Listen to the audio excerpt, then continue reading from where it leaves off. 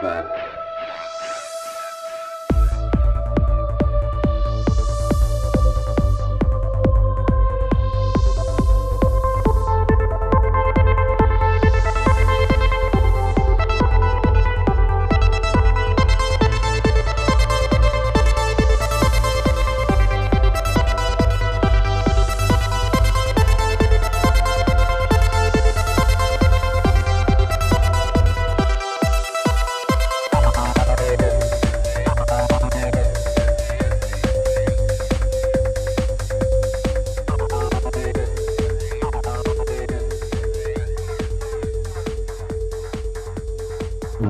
What's up? Another episode of Ripple Effect Podcast. Of course, I'm your host, Ricardo Rendes, also known as Ricky Francis, and a great episode for you today. Today we have David Icke. He's an OG in the alternative media community. He's been around forever. When I first started going down so many different rabbit holes, it was impossible not to run into his lectures, his books, his documentaries, and he's been doing it for such a long time. And on this podcast, we talk about his whole journey from his upbringings to becoming a professional football player, which is a part of his story that a lot of people don't discuss and they kind of leave out, which is also very fascinating. So as you guys know, as a huge soccer fan, it was interesting for me to kind of get into that part of his life too, and all the things he learned and the experiences in that chapter of his life. And then we move on to how eventually he got down these rabbit holes. And the interesting thing about David Icke is he's constantly ahead of the curve. A lot of the concepts and theories and ideas that he had years ago in the 90s seemed crazy, but now a lot of these ideas and philosophies are being entertained and discussed by professionals, scholars, researchers, scientists, and I think he connected a lot of dots for people,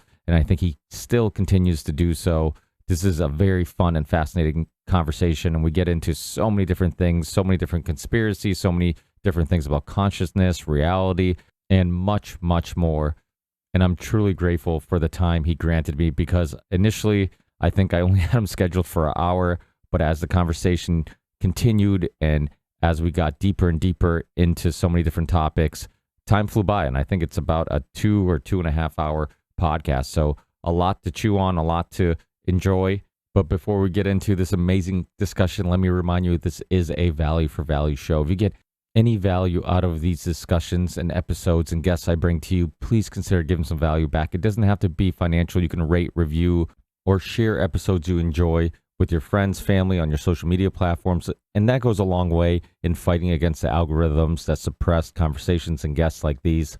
You can find the audio and video version of the podcast on many different platforms, and I've been reinstated on YouTube, so now you can find, at least for the time being, the full video versions of all my shows on YouTube. So please subscribe and follow the Ripple Effect Podcast on all the platforms we're on, or at least all the ones that you use that we're on. You can always find all these links and much more in the show description or on my website, rippleeffectpodcast.com. But if you are in a good financial situation, please consider helping the show out just a little bit. It doesn't have to be a lot. If a small percentage of people who listen and watch the Ripple Effect Podcast donated as little as $1 a month, I could easily do the show full time. So no donation is too little. We have a Patreon page if you want to support us monthly. We have a Venmo account, PayPal account if you want to send a one-time donation. And thank you everybody who supports us on Patreon, who supports us by sending a donation from time to time. That does go a long way in regards to helping pay for the expenses of bandwidth, running the website, computer maintenance stuff, and much more. And with our busy lives, it also helps just remind me that people are watching and listening and appreciating the show. So that donation gives me that little extra motivation to find the time to keep squeezing in these episodes and these podcasts. I mean, a show like this required a 3-hour window to record it. And it's not always easy to find huge amounts of time to record, edit, upload, thumbnails, descriptions, all that stuff that's required to put together a awesome podcast. So please, if you can help, if you're in a good financial situation, look at all those ways of helping the show. You can also check out our merch store. We have an awesome merch store, hoodies, t-shirts, mugs, hats, and much more. Tons of new and awesome logos. Ryan from Big Frog Merch, and also the host of the Independent Review podcast, hooks me up with an amazing merch store, amazing print. You get the stuff quickly, all super reasonably priced. So you can support the Ripple Effect Podcast, maybe get a shirt that's a great conversation starter, and also you can support a small family business like Ryan Graham's Big Frog Merch. I also have to mention Content Safe. Content Safe is how I get all my videos on all the video platforms I'm on: Rumble, Minds, BitChute, and many more. They sync all my video channels together, so I upload to one location, and magically within a couple hours, or sometimes even quicker, that same video, thumbnail, and description is available on all the video platforms I'm on. So if you're a content creator, podcaster, streamer of any kind, contact Matt from Content Safe. Let him know you're listening to Ripple Effect Podcast, and he'll definitely take care of you. Lastly, check out Opus Clips. It's an amazing AI tool that makes viral clips in less than a couple minutes. You can upload or use a URL of a video, and magically within a couple minutes, you'll have 30, 40 viral videos. They'll be rated by how likely they are to go viral. You can use AI to add B-roll. They have tons of little features to clean up the audio and add music and many other things. So it's a great and easy way to make entertaining and unique clips from podcasts or shows you like. If that sounds like something you might want to check out the link in the show description or on my website to Opus Clips. If you use that link, you can support the Ripple Effect Podcast and also use what is a amazing and powerful AI tool for making viral video clips. Finally, that's it. Enjoy this amazing conversation with the great David Icke, and I'll talk to you guys in the next one. Peace.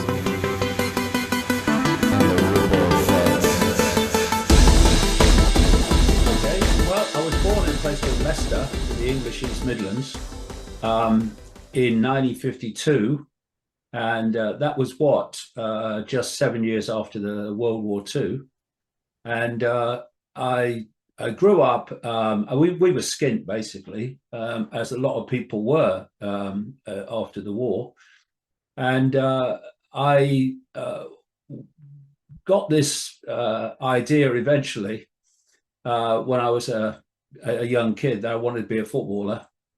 And a series of kind of extraordinary coincidences happened to put me on that road. I remember one time I was having a trial for the city team city schoolboys team in Leicester, and I was sent by my teacher to play outfield because he didn't think I would get in the team as a goalkeeper because they had a very good goalkeeper already, and I didn't do very well.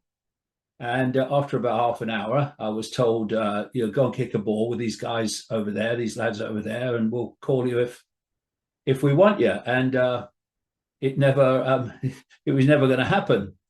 And then after a few minutes, I heard the teacher shout over, "Any of you lads playing goal?" And one of the other goalkeepers, there was two goalkeepers, had got injured.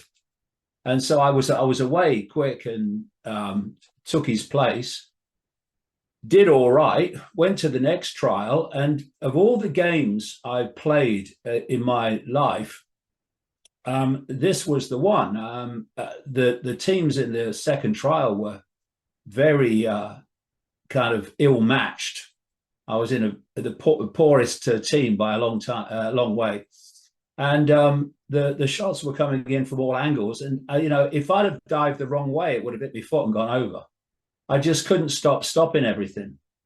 And the guy said, the teacher manager said, well, I thought we were going to have this other guy in goal, but I can't not pick you after this performance. And from that moment, the club started to watch the games. I played for the Leicester boys team, and I eventually became a professional footballer about 2 years later, which would never have happened. I can't see how it would have happened looking back, if that kid had not got injured in that first trial.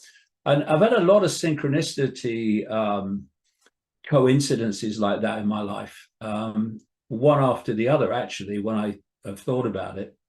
And, there came a time after I'd, first of all, been a footballer, and I've finished with football at the age of just 21 with rheumatoid arthritis that finished my career. I was a professional footballer for about 5 years.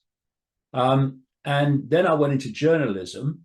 And of course, I'd left school at 15 to, which you could in those days, to be a footballer. I hadn't taken a major exam in my life. And when I wanted to go into journalism, which was always my second interest, they were asking what degrees I had at the university. And of course, I played briefly for Oxford United once, and that was as near to university as I ever got.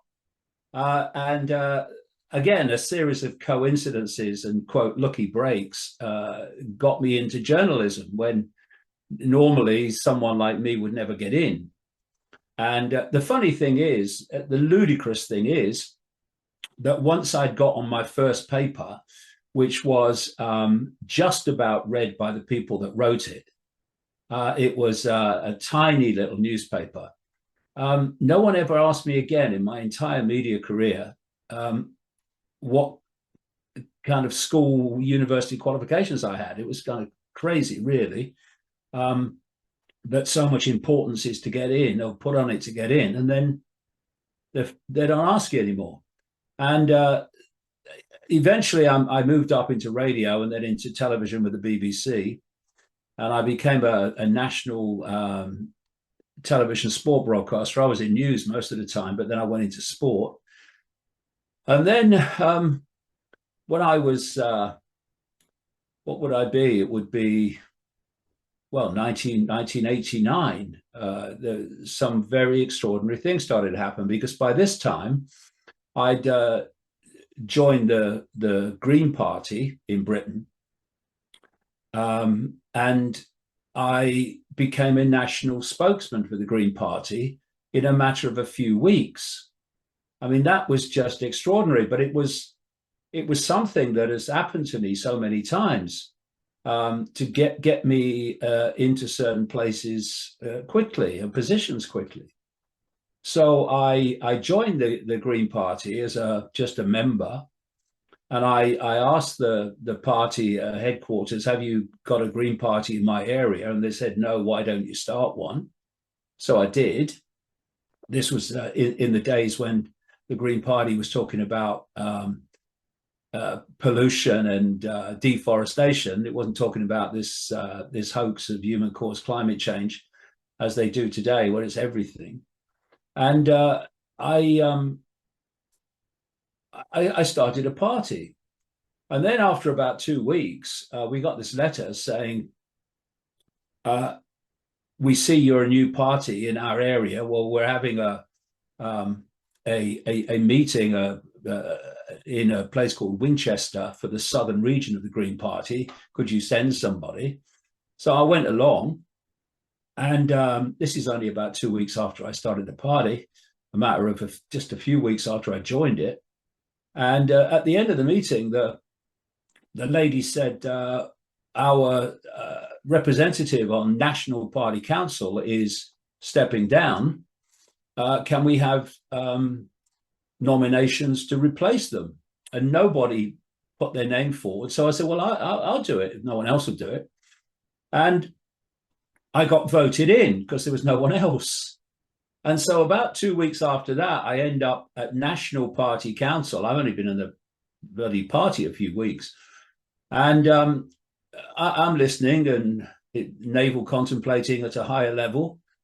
And the guy said just before lunch, "We need some party speakers for the next year, like spokesmen and spokeswomen, and could we have nominations in the afternoon?" And this guy came up to me over lunch and said, "You're on the telly, aren't you?" I said, "Yeah." He said, "You'd be confident in front of a camera, would you?" I said, "Well, yeah, it would be." He said, "Well, if you put your name forward, I'll second you as a party speaker." And by the end of the afternoon, I'm a national spokesman for the British Green Party that I'd only joined a few weeks before. And as, again, the coincidences were kind of unbelievable. The Green Party in those days used to have a man and a dog turn up from the media for their national party conference. And then in the year after I became spokesman, nothing to do with me, by the way, there was a tremendous amount of stuff in the mainstream media about the environment and pollution and all that stuff. And in the, when was it, 1987, something like that, 1987, 1988, maybe 89, there was a European election for the European Parliament. And suddenly the Green Party got this massive bloody vote. And it was a kind of a protest vote, but it was a massive vote like never before. And I found myself now on television as a national spokesman for the Green Party. And it was just ridiculous. And it was at that point I thought, this don't seem right, because every time I've gone for something, like when my football career ended, of course, I'm devastated at 21 just, what I wanted to do all my life and gone. I decided I wanted to be a BBC sports presenter. And that was kind of so far out, because there's so few people that actually get that job, that it was ridiculous, but it happened. And then I joined the Green Party, and suddenly I'm a national spokesman. And I started to think, there's more to this than meets the eye, but I've no idea what it is. And then I went through in 1990 an extraordinary sequence of events, whereby through 1989 I had this feeling that when I was in a room alone, I wasn't alone. It was very, very strange feeling. And this became more and more tangible during 1989, to the point where in early 1990, I'd been working for the BBC, and I went back to a hotel room called the Kensington Hilton, just down from the BBC in London. And it was so tangible, this presence in the room, that I sat on the side of the bed and I said into the room, look, if there's something there, would you please contact me, because you're driving me up the wall. And then literally days later, a sequence of events unfolded that led me to a book.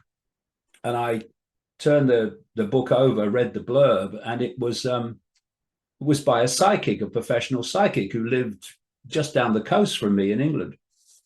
And I thought immediately when I saw this, because I'd never been involved in any of this stuff before, I wonder if this woman could pick up what's been happening to me for the last year, where I've had this feeling of a presence. So I go to see her, and she knows me from the telly, but she doesn't know anything about what's been happening to me. And I made sure I didn't tell her, because I don't want to, put things into her mind. She just repeats back to me. And then I went a couple of visits and we had a chat. And what I said to her was, I've got this arthritis. Maybe your kind of hands-on type healing could help my arthritis. And so that's what I actually went for, as she thought. And I said nothing about anything else that had been going on. And virtually no one knew about that anyway. And then on the third visit, I went there 4 times. She goes into psychic mode, because what had happened is that I'd read in her book that when other dimensions of reality are trying to lock into you, it sometimes feels like you've got a spider's web on your face, because this is the electromagnetic connection that is made. And I'm sitting in her front room in 1990 while she's doing the hands-on healing on my left knee. And I felt like a spider's web on my face. And immediately I thought, oh, I read that in her book. And I didn't say anything to her. I was just thinking, what's going on?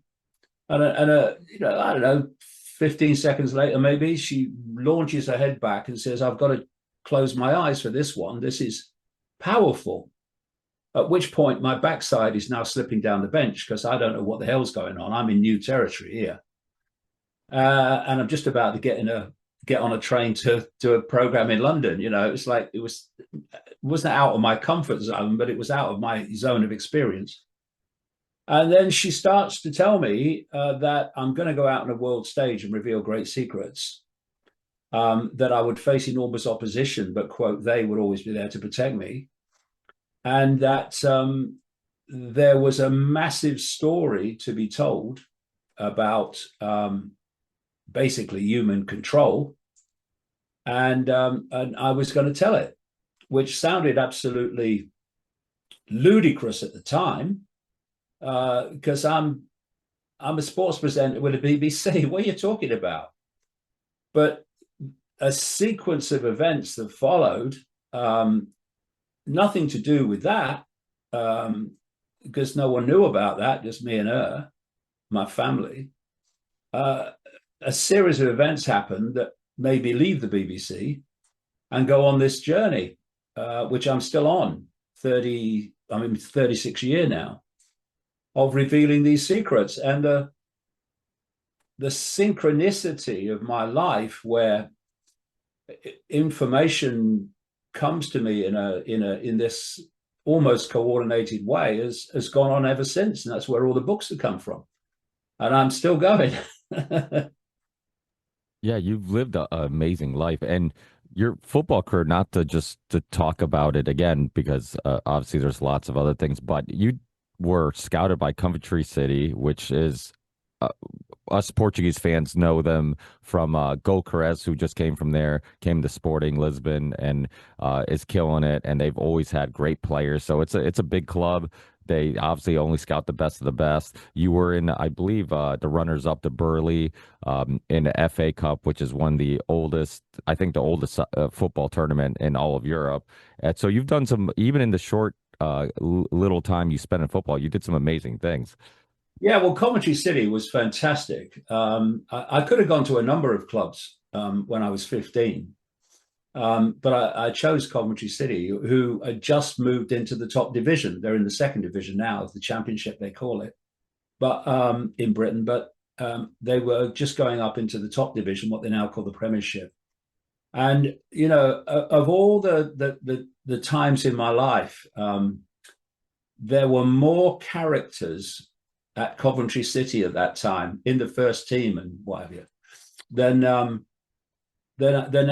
any group of people I've ever come across. And it was a real joy. And you know, my football career was in many ways part of what's happened since, because it triggered in me a fierce determination not to go under. And I'll tell you why. I joined Coventry City from school when I was 15 in 1967. And 6 months later, maybe a bit more, but not much, I got an injury, and my left knee swelled up for no reason.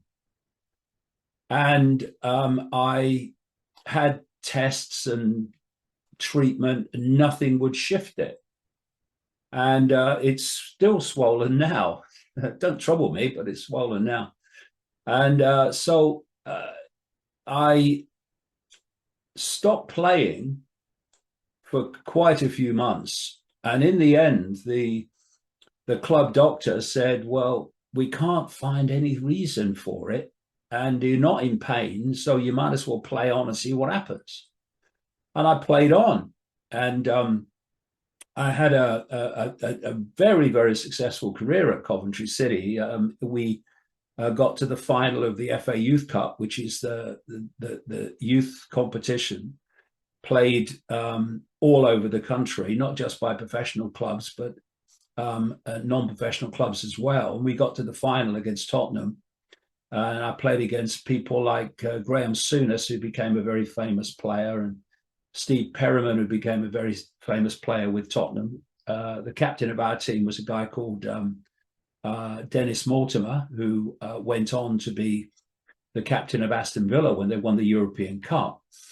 And we had a tremendous team, and we played 4 games in the final before we got a result. It should have been a 2-leg game or final, and took 4 games to sort us out.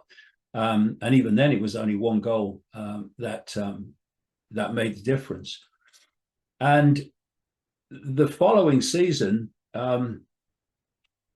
my right knee started to go, and my right ankle started to go, and they were painful, and it became more and more difficult to play. And I saw again the club doctor, who advised me not to play again because I could be in real trouble if I did. But I didn't know anything else at the time. And I got contacted by a very famous former footballer called John Charles, who was a famous Welsh footballer who played for Juventus in Italy, and he was a really great player. And he was manager of a little club called Hereford United. And he contacted me and he said, well, why don't you come and play for us? We only played, a couple of times a week, and we only train like once or twice a week. So you might get away with it. And so I went there, and very, very soon they got in the Football League, and I was a goalkeeper for a Football League team at 1920, which was a really young in those days to be in that position. But the arthritis was still there. And I remember playing my last season in what is now League Two in Britain. And we won promotion in the first season in the league to the one above. But every morning when I was warming up, and we used to train, by the way, at Credden Hill near Hereford, which is the home of the SAS, the elite regiment of the British Army. Imagine they'd allow you to do that today. But we used to go in there and train. They had great sports facilities. And every morning, I was in agony during the warm-up, every single morning. And I knew when I woke up every morning that in an hour or a couple of hours, I was going to be in agony for at least half an hour. And then the joints would warm up, and it would be okay. And I'd do the rest of the training session. And I used to be the club hypochondriac, because I used to have to find excuses for what was the same thing. So I'd have a bit of a polo. I think I've got a bit of a blister when I'm kind of limping a bit in the warm up. And that triggers something in you. Because you need a level of determination to face that every morning, just to keep going as a professional footballer. And we were very successful. And I tell you, the very strange thing was, when I played the games, it was fine. It was training and warm-ups that was the problem. So we won promotion, and I'm now just 21, and things are going well, really, in terms of success. And then during the close season, before the start of the next one, I'm lying in bed one morning, and as I woke up through that half sleep, I realized I couldn't move anything. I couldn't move any joint, and I couldn't breathe. And I thought I was going to die because I couldn't breathe. It couldn't have been for long, but it seemed a long time. I'm trying to gasp a breath. My wife then, Linda, was beside me, and I'm trying to knock her to wake her up. Couldn't move a thing. And suddenly I gasped a breath. And when I did so, every joint in my body was like someone was sticking a knife in it. It was unbelievable. So I went to bed, a professional footballer, and I woke up never to play again. And at that time, people talk about footballers today and all the money they get. My basic wage at Hereford United in the Football League was £30 a week. So you suddenly had to find another another income very, very quickly. And that was journalism, which again is a series of stories that got me in there, which was kind of extraordinary. So when I look back at my life, everything I needed when I started on this journey of uncovering this stuff, like I say, I'm in my 36th year, was given to me. I had fierce determination, which had been triggered by the what I've just been talking about, among other things. I had experience in journalism, in print journalism, in radio journalism, in television journalism. I'd learned how to write simply, because that's what you have to do if you're writing for a newspaper, because you've got to justify the amount of the paper you're taking up. And I had everything that I needed, and off we went. And like I say, for all these years since 1990, information's just come to me and come to me and come to me, and still is. And what it's done is drive me deeper and deeper and deeper in the rabbit hole. So, you know, what I see with the alternative media, not all of it, there's some fantastic people in the alternative media. I'm talking about the central core that's basically, I would say, hijacked it since the COVID hoax. Many of them came out of the mainstream who bought the COVID hoax, ironically. They kind of go so far and then stop. It's like, okay, it's the conspiracy is political and economic.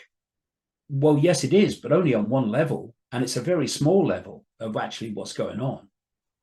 And I've always worked on the premise that whatever I know or think I know, there's always more to know. You know, when you start to uncover the scale of knowledge and information oppression about the great swathe of subjects we need to understand if we're going to get a grasp on what's actually happening, the idea that you've got it, you know, when people say, oh, I get it now, I'm awake. No, none of us is awake. We're awakening, and we're seeking more and more knowledge in the awareness that whatever we know, there's always more to know. And if you once reach that point where, oh, I've got it now, I can see what's going on. Well, you might see what's going on at one level, but this is a massive story. And every time I think, you know, maybe I'm reaching the bottom of the rabbit hole, then it opens up again, and you go deeper and deeper and deeper. And so over 36 years now, I've accumulated an enormous amount of information because of this synchronicity. You know, when I see all the books I've written and how big some of them are, there's no way that I could have done that without this synchronicity of information. It would have taken too long. Well, the amazing thing is so many things you discussed years ago that people kind of laughed at and didn't, it seemed supernatural. It seemed like everything about our limits with our senses, everything in regards to other dimensions, all these things. You know, I remember years ago having Rupert Sheldrake on the show and, you know, talking about his studies, and people kind of laughed at that. And now, little by little, it's like things are uncovering, and people like yourself are go from being like laughed at to now being listened to. And how has it been seeing that all unfold? Well, you learn a lot about human programming, because when you've got 8 billion people and the number that are in full knowledge pushing the world in this direction of global dystopia, then it's obvious that the foundation of the control and the methodology of control is control of perception. Because yes, you can put the troops out and control people in a small area, yeah. And where they want to go, of course, is connecting the human brain to artificial intelligence so that the artificial intelligence is doing our thinking and our emotional reactions. And then they really got you. But in the meantime, up to this point, they have to control perception, because from perception comes behavior. We behave as we do because we believe what we do. People in vast numbers went meekly under lockdown, fascism, during COVID because of what they perceived was the situation. It's the cause and effect of perception and behavior is not only blatant, it's constant.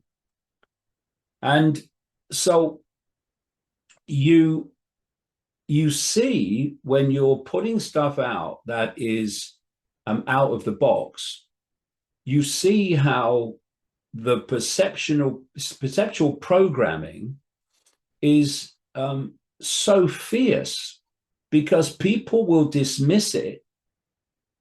You know, like I've done 36 years in coming up now of research into this, and you have people dismissing you with a wave of their hand who haven't done 36 seconds of research into the subjects you're talking about. The thing is, it's outside of their belief system, so therefore it can't be true. It's a reflex action dismissal. It's extraordinary to watch. And it teaches you so much about actually how easy it is for the few to control the world. Because if you stop people in the street anywhere in the world and ask them about a major event, they'll almost certainly give you in the past or whatever, or even what's happening, they'll almost certainly give you the official version of the story, and they'll think it's their opinion. But it's not. They're just repeating what they've been told is the situation and why something's happened. And so this is something that is so fundamental to human control, where people will dismiss what someone says, no matter what the evidence, because they won't look at the evidence. It's just outside of their belief system, and therefore it can't be true by definition. I mean, people say to me, oh, you say that there is a non-human kind of element to human control. Yeah. And that we're living in some kind of simulated reality. Yeah. Okay. Well, that's bloody nonsense, isn't it? And then you'll say, well, what research have you done into the subject? And what will come back, if they're being honest, is zero. And, you know, if we're going to just become prisons of the mind that take on a belief system and then repel all borders, then we're not going to get anywhere.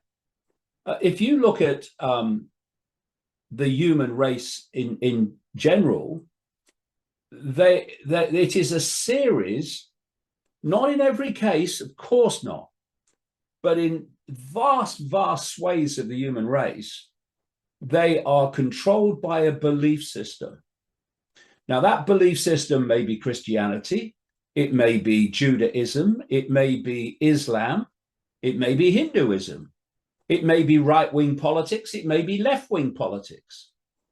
And what happens when you take on a belief system that repels all borders?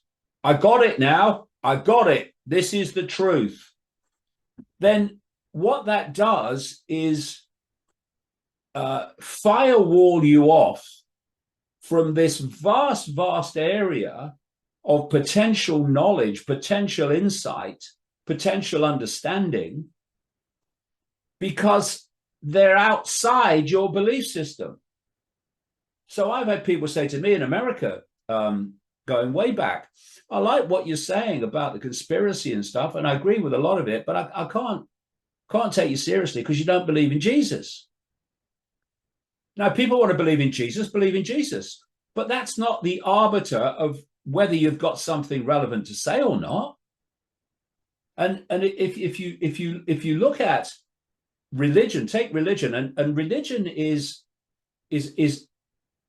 something that people look at and they think, okay, Judaism, Christianity, Islam, Hinduism, well, yeah, but the mentality of religion is far greater than that.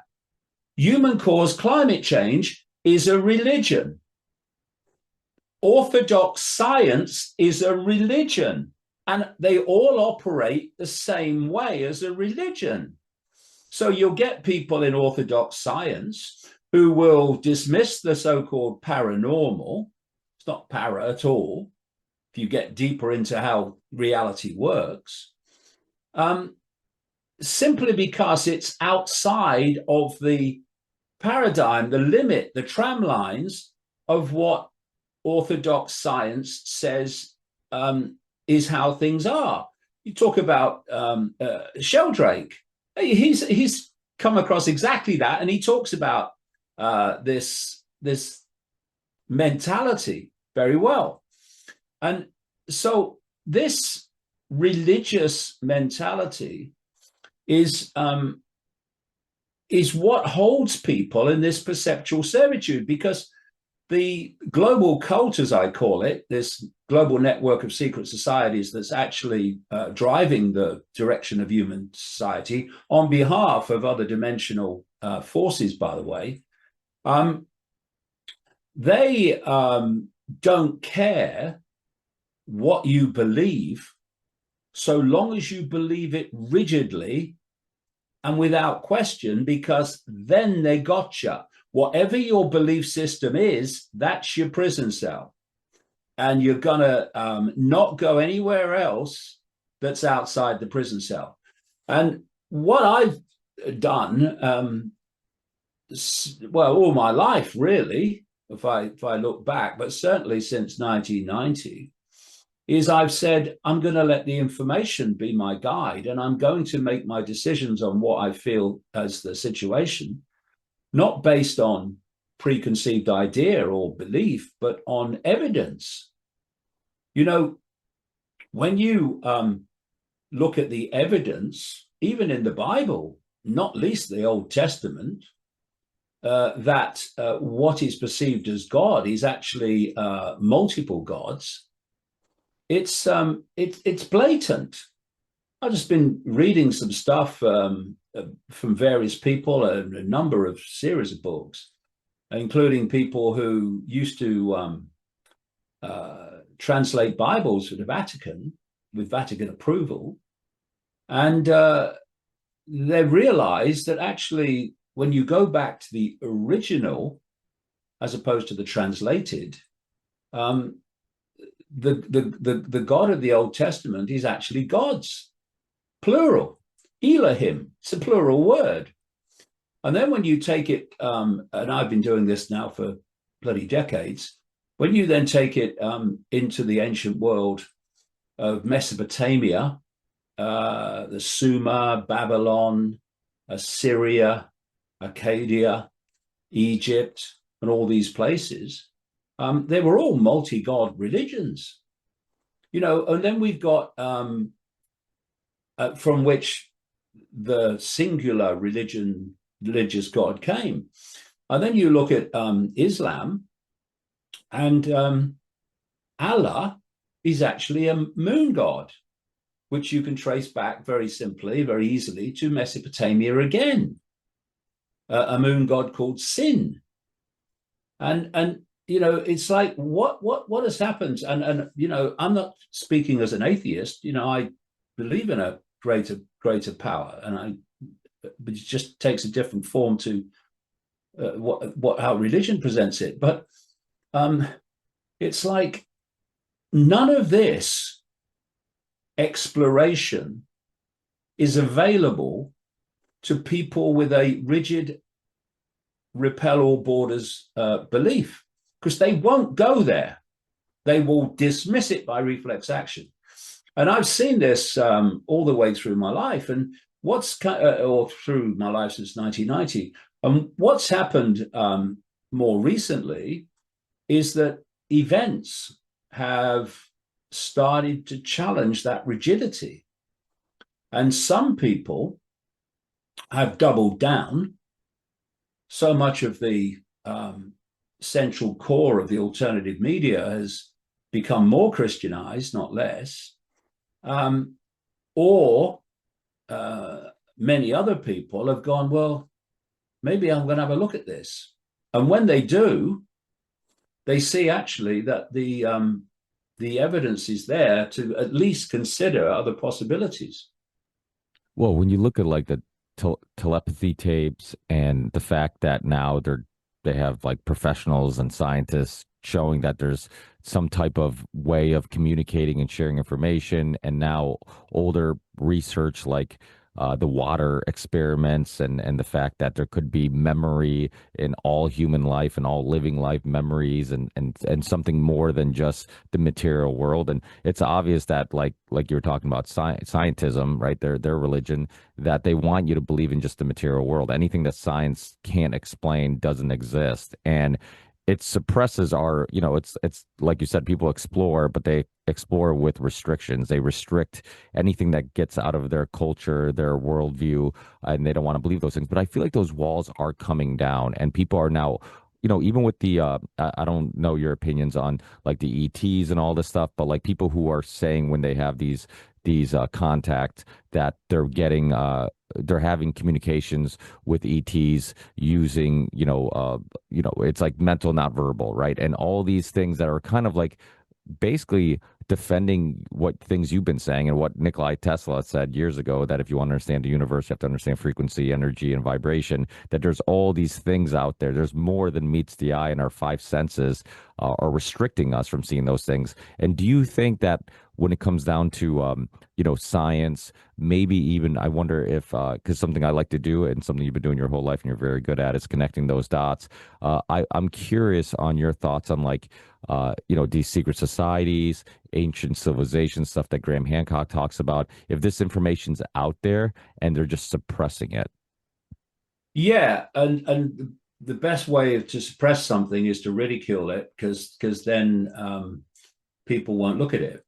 But if they do, like I say, they realize, whoa, I didn't realize there was this much evidence. So let's look at the material world for a start. People have no idea how little, how small, how tiny the material world actually is. I mean, we live in a material world. Oh, really? Okay. So I'm looking now and I can see a couple of lights. I can see a computer. I can see a window. I can see some trees. And that's form. That's matter. And what is matter? It is, as Einstein put it, it is simply energy that has been condensed to a slow enough vibration for us to see it. Which brings me to the next point, which might elicit a bit of humility from people if they take it on. That this is something that should be taught to every child at the earliest possible moment that they can grasp it. And that is that the band of frequency that we call sight is so tiny, it's almost laughable. Visible light, the scientists call it, and it's tiny. According to mainstream science, the electromagnetic spectrum is about 0.005% of what exists in terms of energy in all its forms in the universe. Visible light, which is all that we can see, everything you're looking at now is within the band of that visible light frequency, because that's all this body will decode. And that's not an accident either, another story. And therefore, humans are basically blind. You know, you say to people, when you look into the space in front of you, can you see everything that's happening in that space? And people will say yes, most of them, but they can't. They're only seeing what's happening within a tiny band of frequency. And so you have the analog radio and television stations that shared the same space, but they were on different wavelengths. And so you tuned a radio, say, to a wavelength, and that's the radio station you got. That's what this does. This is a biological computer. And then when you move the dial to another radio station, you get another radio station. But the radio station you've just turned off or from hasn't ceased to exist because you've gone to another station. It still exists. It's still broadcasting. But your technology, if you like, is no longer tuned to it. So you're not aware of it. And so in the space that I'm sitting in now, and you're sitting in, and everybody's sitting in, is infinite reality. But apart from a tiny, tiny, tiny smear called visible light, we're not aware of that. And people say to me, well, if there's all these aliens, why can't we see them? Well, mate, you can hardly see anything. And people say, whoa, I saw this UFO, or I saw this extraterrestrial, and they appeared out of nowhere in the room, and then they just disappeared. And immediately the reaction is, you're mad, mate. What were you drinking? But it's so easy to explain once you open this. The observer, the human observer, is observing through visible light. Something's happening outside of visible light. They're not seeing it. They might be energetically aware of it. You know, when you go into a house and you go, ooh, don't like it in here. You might feel it, but you're not seeing it. And some people see ghosts, but and this is why some people see ghosts and some people standing next to them don't see them, because of what they can tune into and what they can't. So if you're observing visible light, soon as something comes into visible light, be a UFO or an entity, to you, the observer, it's appeared out of nowhere. And when it leaves visible light, to you, the observer, it's disappeared into nowhere. But it hasn't and disappeared at all. It's left the frequency that you can see. And this is suppressed, and orthodox science gets the funding to be orthodox, because this is the information that we need to know that will set us free by understanding the game that we're involved in and the power we actually have to play it better than the controllers do. And so in terms of extraterrestrials, I call them interdimensionals because they operate overwhelmingly in another dimension called the astral, and they come in and out. This is when people see them suddenly and then they disappear. The Old Testament texts describe them. You know, when God, the Elohim, plural, translated as God, singular, when that Elohim talk about let us go and make man in our image, and use the us word many times, it's obviously not a single entity, is it? And the more that you get into this, and the more that you see the mistranslations, many of them on purpose, of plural to singular, and then you see descriptions which are blatantly describing advanced technology. Then you go to the Vedas in India, going back to the ancient Sanskrit language. Enormous numbers have not even yet been translated. But those who have, they tell the same story. You know, the extraterrestrials were around, and they were. This is how they built the bloody pyramids.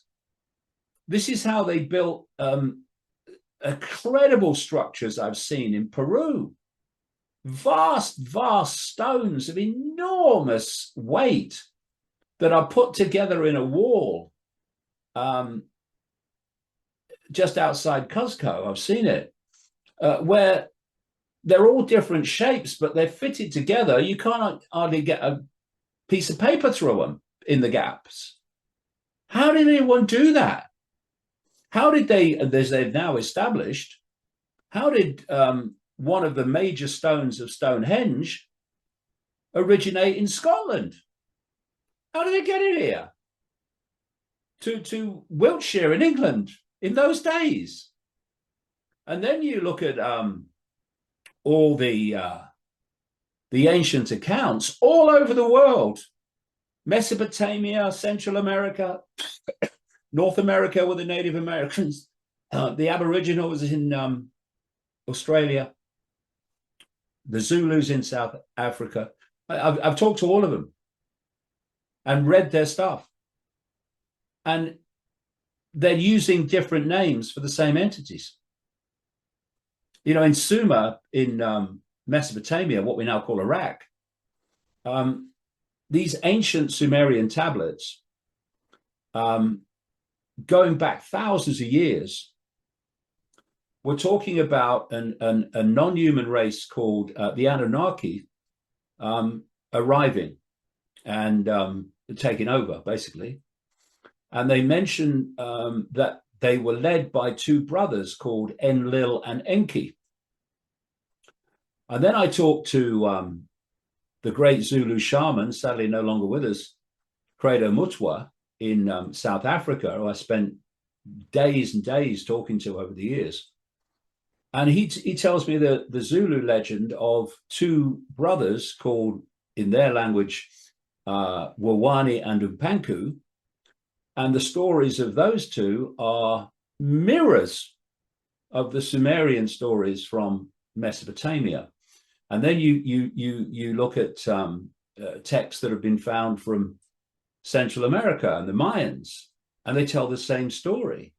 There was once a global society, and its advancement and these incredible buildings that basically couldn't be built today were built through extraterrestrial advanced technology. And then, for whatever reason, they disappeared.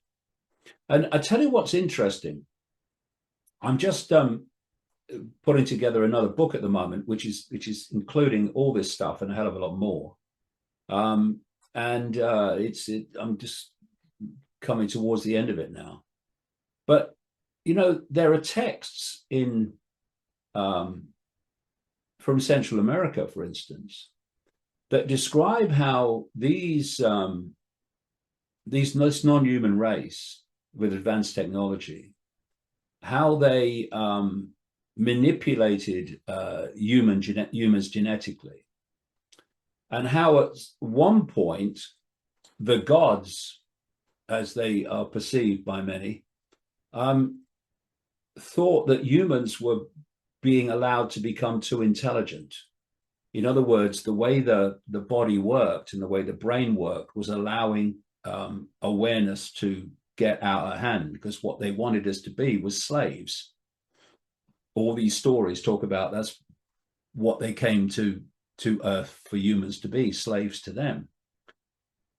And these texts talk about the fact that the way they dealt with it was to in the language of the Central America of the time, they basically put a cloud over the eyes of humans so they could only see what was in front of them, but couldn't see the panorama. And that is why the human body, I suggest, can only decode this ridiculously narrow band of frequency we call visible light. Because the more expanded your visual acuity, you're starting to move into those frequency realms where these entities exist. So you can see them. But if you can squeeze visible light, they can operate in the same space you're operating in, but you can't see them. And they've gone from manipulating openly to manipulating from backstage. And this global cult, as I call it, this global network of secret societies, it represents the interests and ambitions of these entities. And when people are, they're talking about these satanic rituals, when they're doing these rituals to the gods, well, look back and see how these rituals were being done openly all over the world at one time. Then look at the pantheons of gods all over the world. We talk about the Greek pantheon with Zeus and all the rest of it. We talk about the Roman pantheon. But almost every part of the world, if not every part of the world, had a pantheon of gods, plural. These were the extraterrestrials. And they're still manipulating, but now through this global cult. And this is why when I was putting this cult together in terms of uncovering it in the early 1990s, I started to realize that these key players were taking part in satanic ritual. And you go, why? Why would they do that? And then you look at back in the day, the ancients were doing these rituals openly, making offerings to the gods, sacrifice. But there came a point where humans had reached a level of awareness and decency where that wasn't acceptable anymore to most people. So it went underground, and it's still underground now. And these people running politics, whether it's the Trump administration or the Biden administration, it don't matter. It's a one-party state. They're answerable to these non-human gods via this network, this cult network. And people like the Rothschilds, they are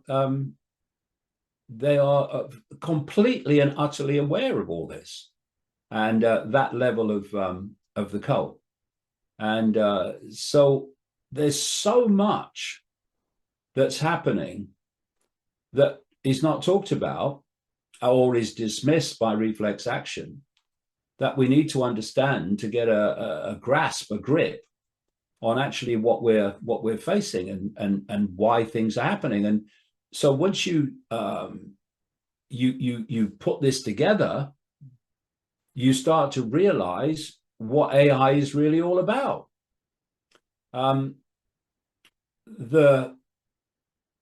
The foundation of the control of humanity, the perceptual control for a start, is to keep people's attention focused on basically the five sense world, because that's the material world, if you like. Keep them focused.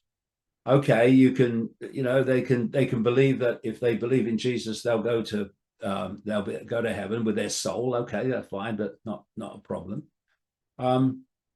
But don't let them realize that actually what they are is potentially an infinite expansion of consciousness with extraordinary feats that we're capable of, if only we realized it.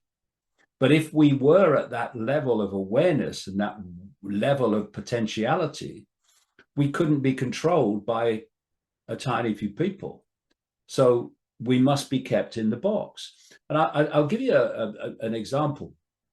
One of the things that you see in these ancient texts is how these gods that have morphed into a god, how they put inhibitors in the brain so that you couldn't. It's like in China, where great swathes of the internet are firewalled off. So if you're on a Chinese computer, you can't get into those areas because the system won't allow it. It's a similar principle. And then you look at this phenomenon called savants.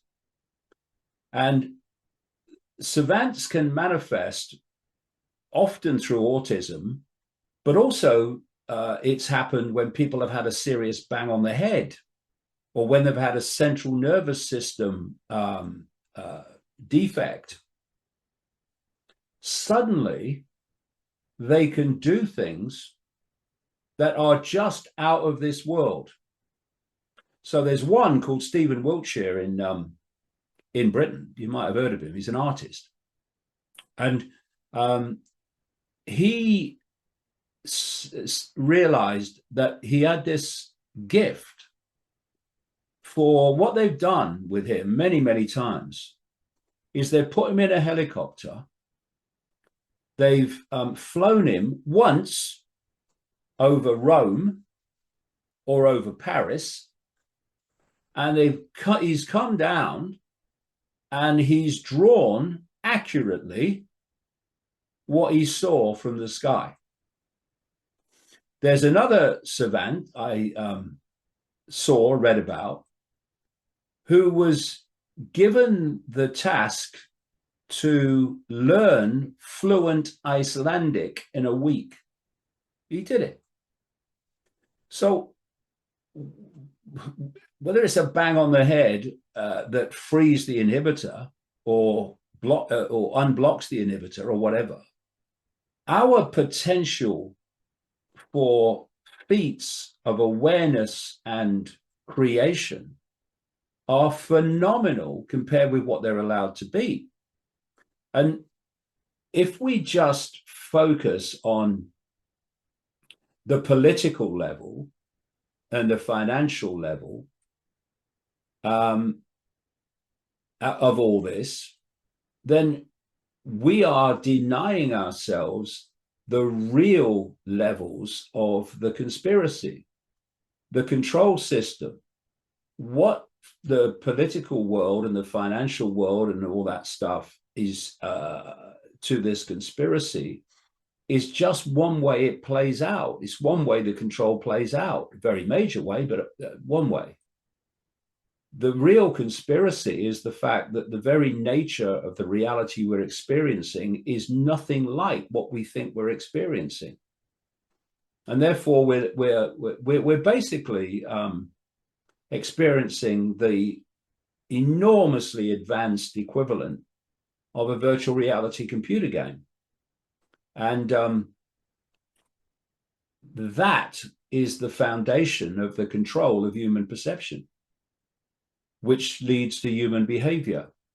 So if you think of the human body as a headset in a virtual reality game, which is constantly decoding this simulated reality that has been created by these entities, a bit like a Wi-Fi field of information, and this, the biological computer, is interacting with that field, and we are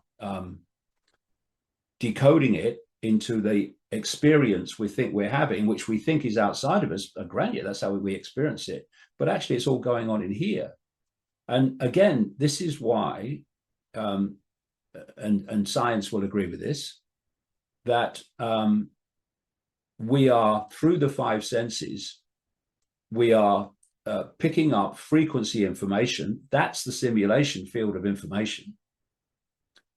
The senses turn that information into electrical information. They communicate it to the brain, and the brain then decodes that into holographic digital information. Science may not agree with that, but that's how it works. I'm going to show you after decades of researching this. And therefore, if I'm looking at my computer now and I'm seeing the internet, where is it? Where is the internet? It's not over there. It's not over there. It's inside the computer. I'm just viewing the computer on the screen, but everything's going on inside the computer. The internet exists inside of the computer as it's decoded. Exactly the same with this.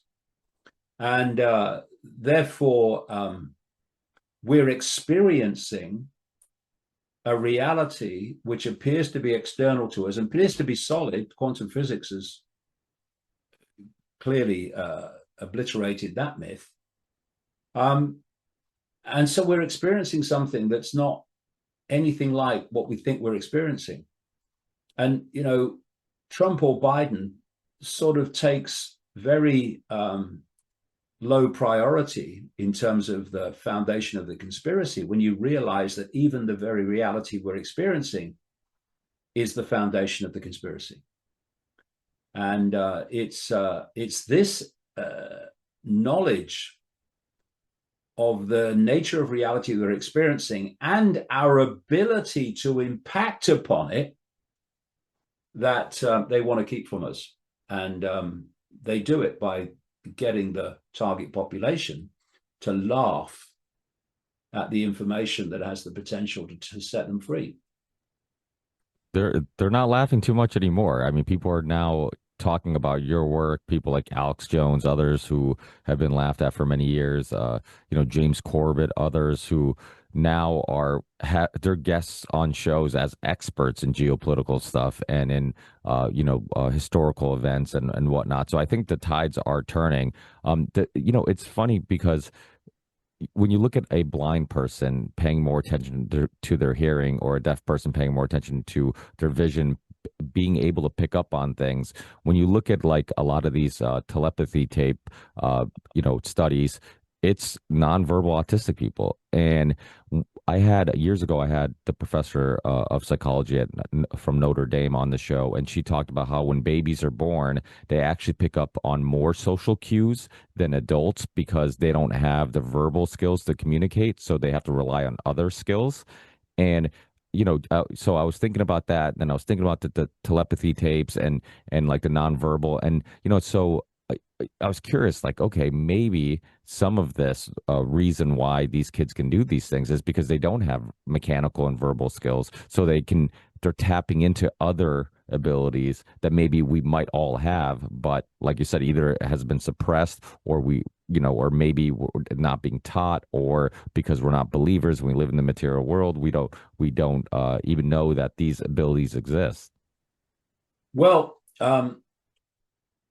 a massive common theme of extraterrestrial communication and communication with humans, between humans and extraterrestrials, both modern and ancient, is that it was done through telepathy, which is basically you project a thought, which is a field of information, and the person then decodes that thought.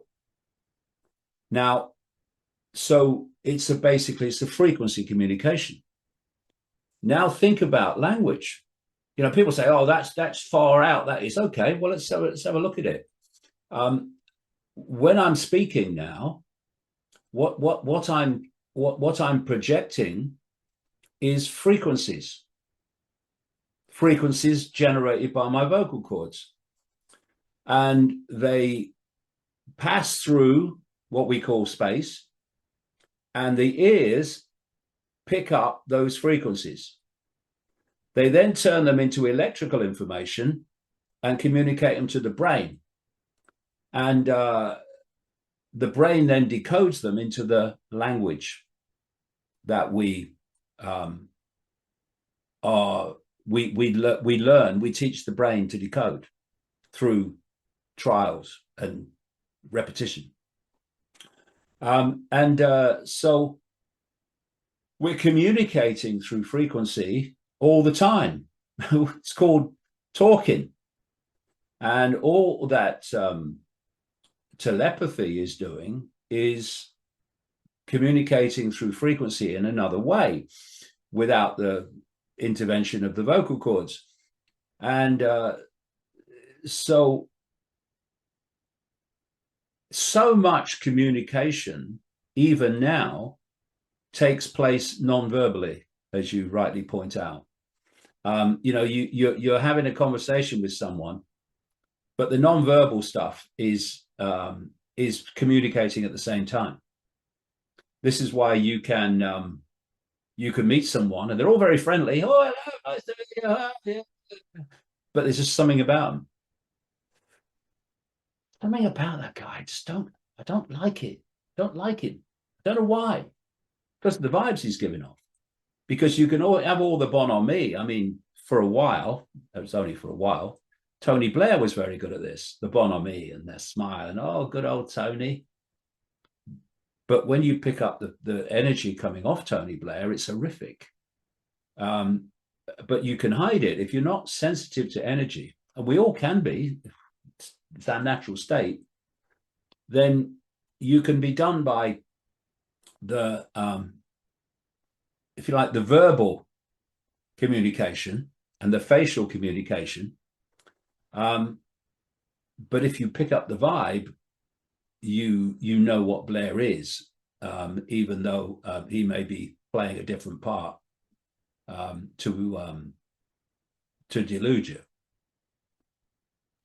Well, it's funny because all these old sayings, we dismiss them as just sayings, but there's truths in all of them. Like you said, the vibes that people give out. We don't, people who are material people use that term all the time and don't realize like there's something there. Like, yeah, you're right. You're admitting that there is something that your five senses isn't picking up, but you can somewhat feel it. That old saying, "Oh, I have a gut feeling." Right now, science has caught up and admitted that the gut and brain is connected and has influences on each other.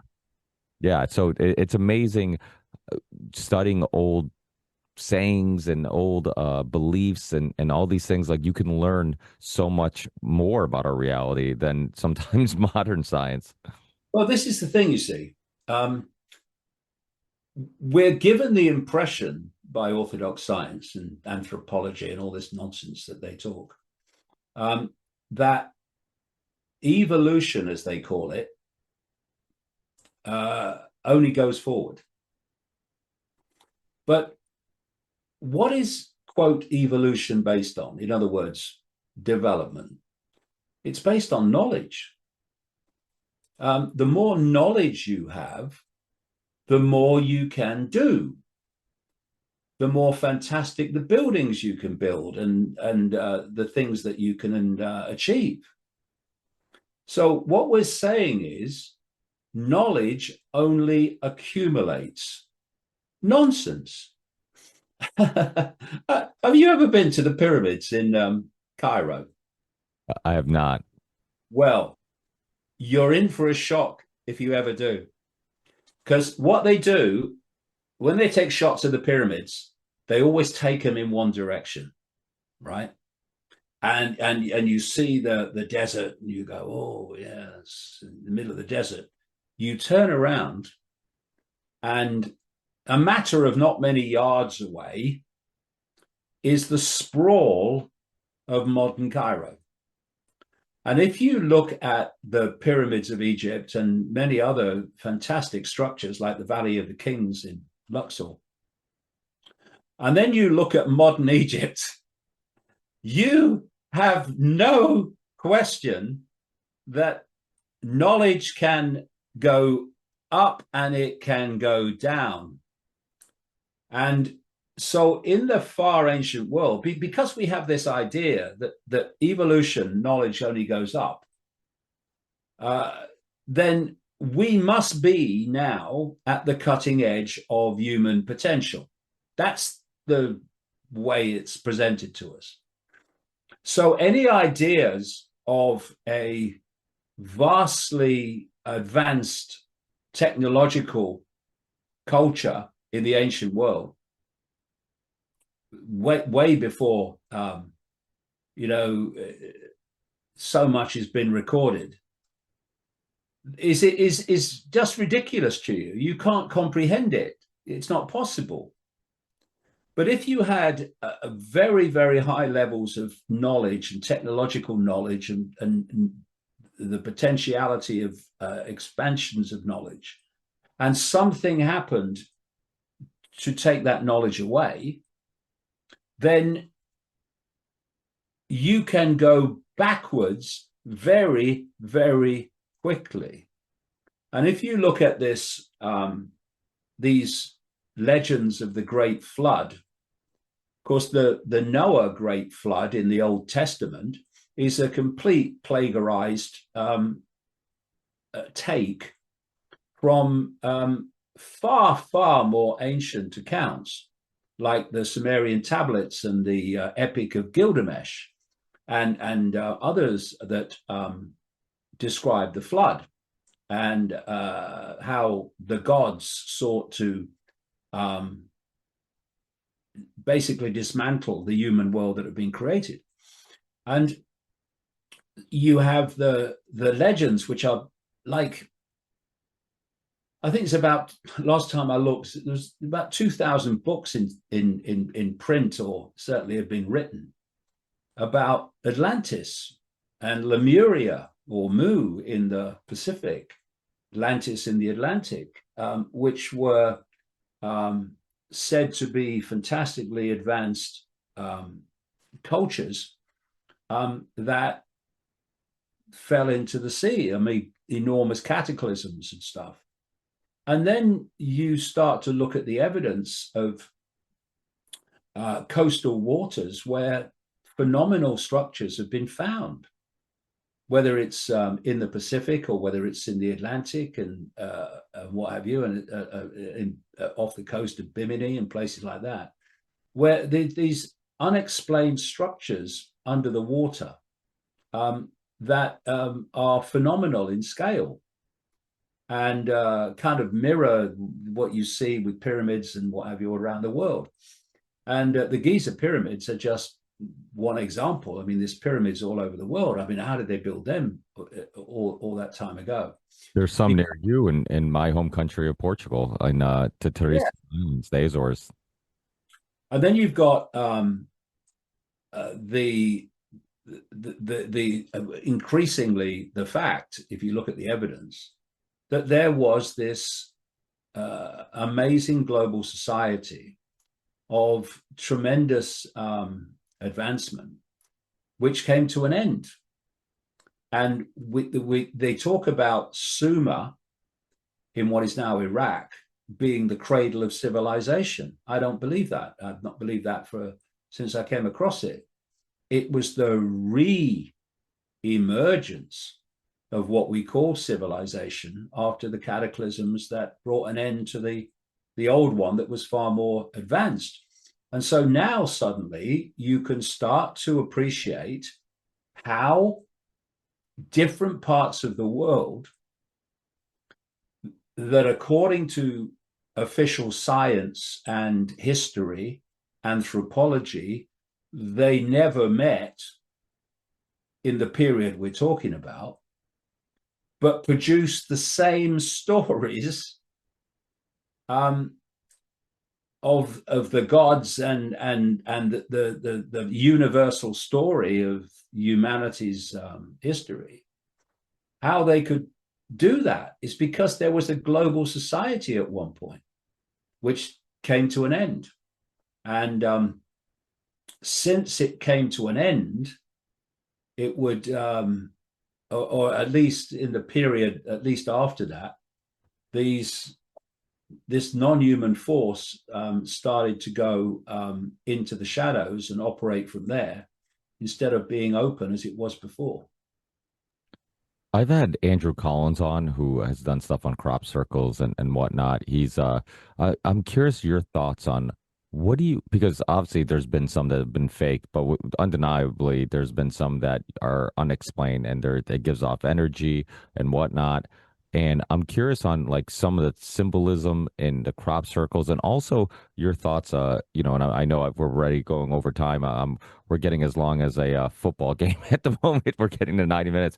But the moon. I've always been super curious about the moon. Like I feel like the information, like most things in our lives, the information we've been given about the moon doesn't make sense. Like and there's been old civilizations that have talked about a world without the moon or before the moon. I'd be Yeah. curious on your thoughts about that. Well,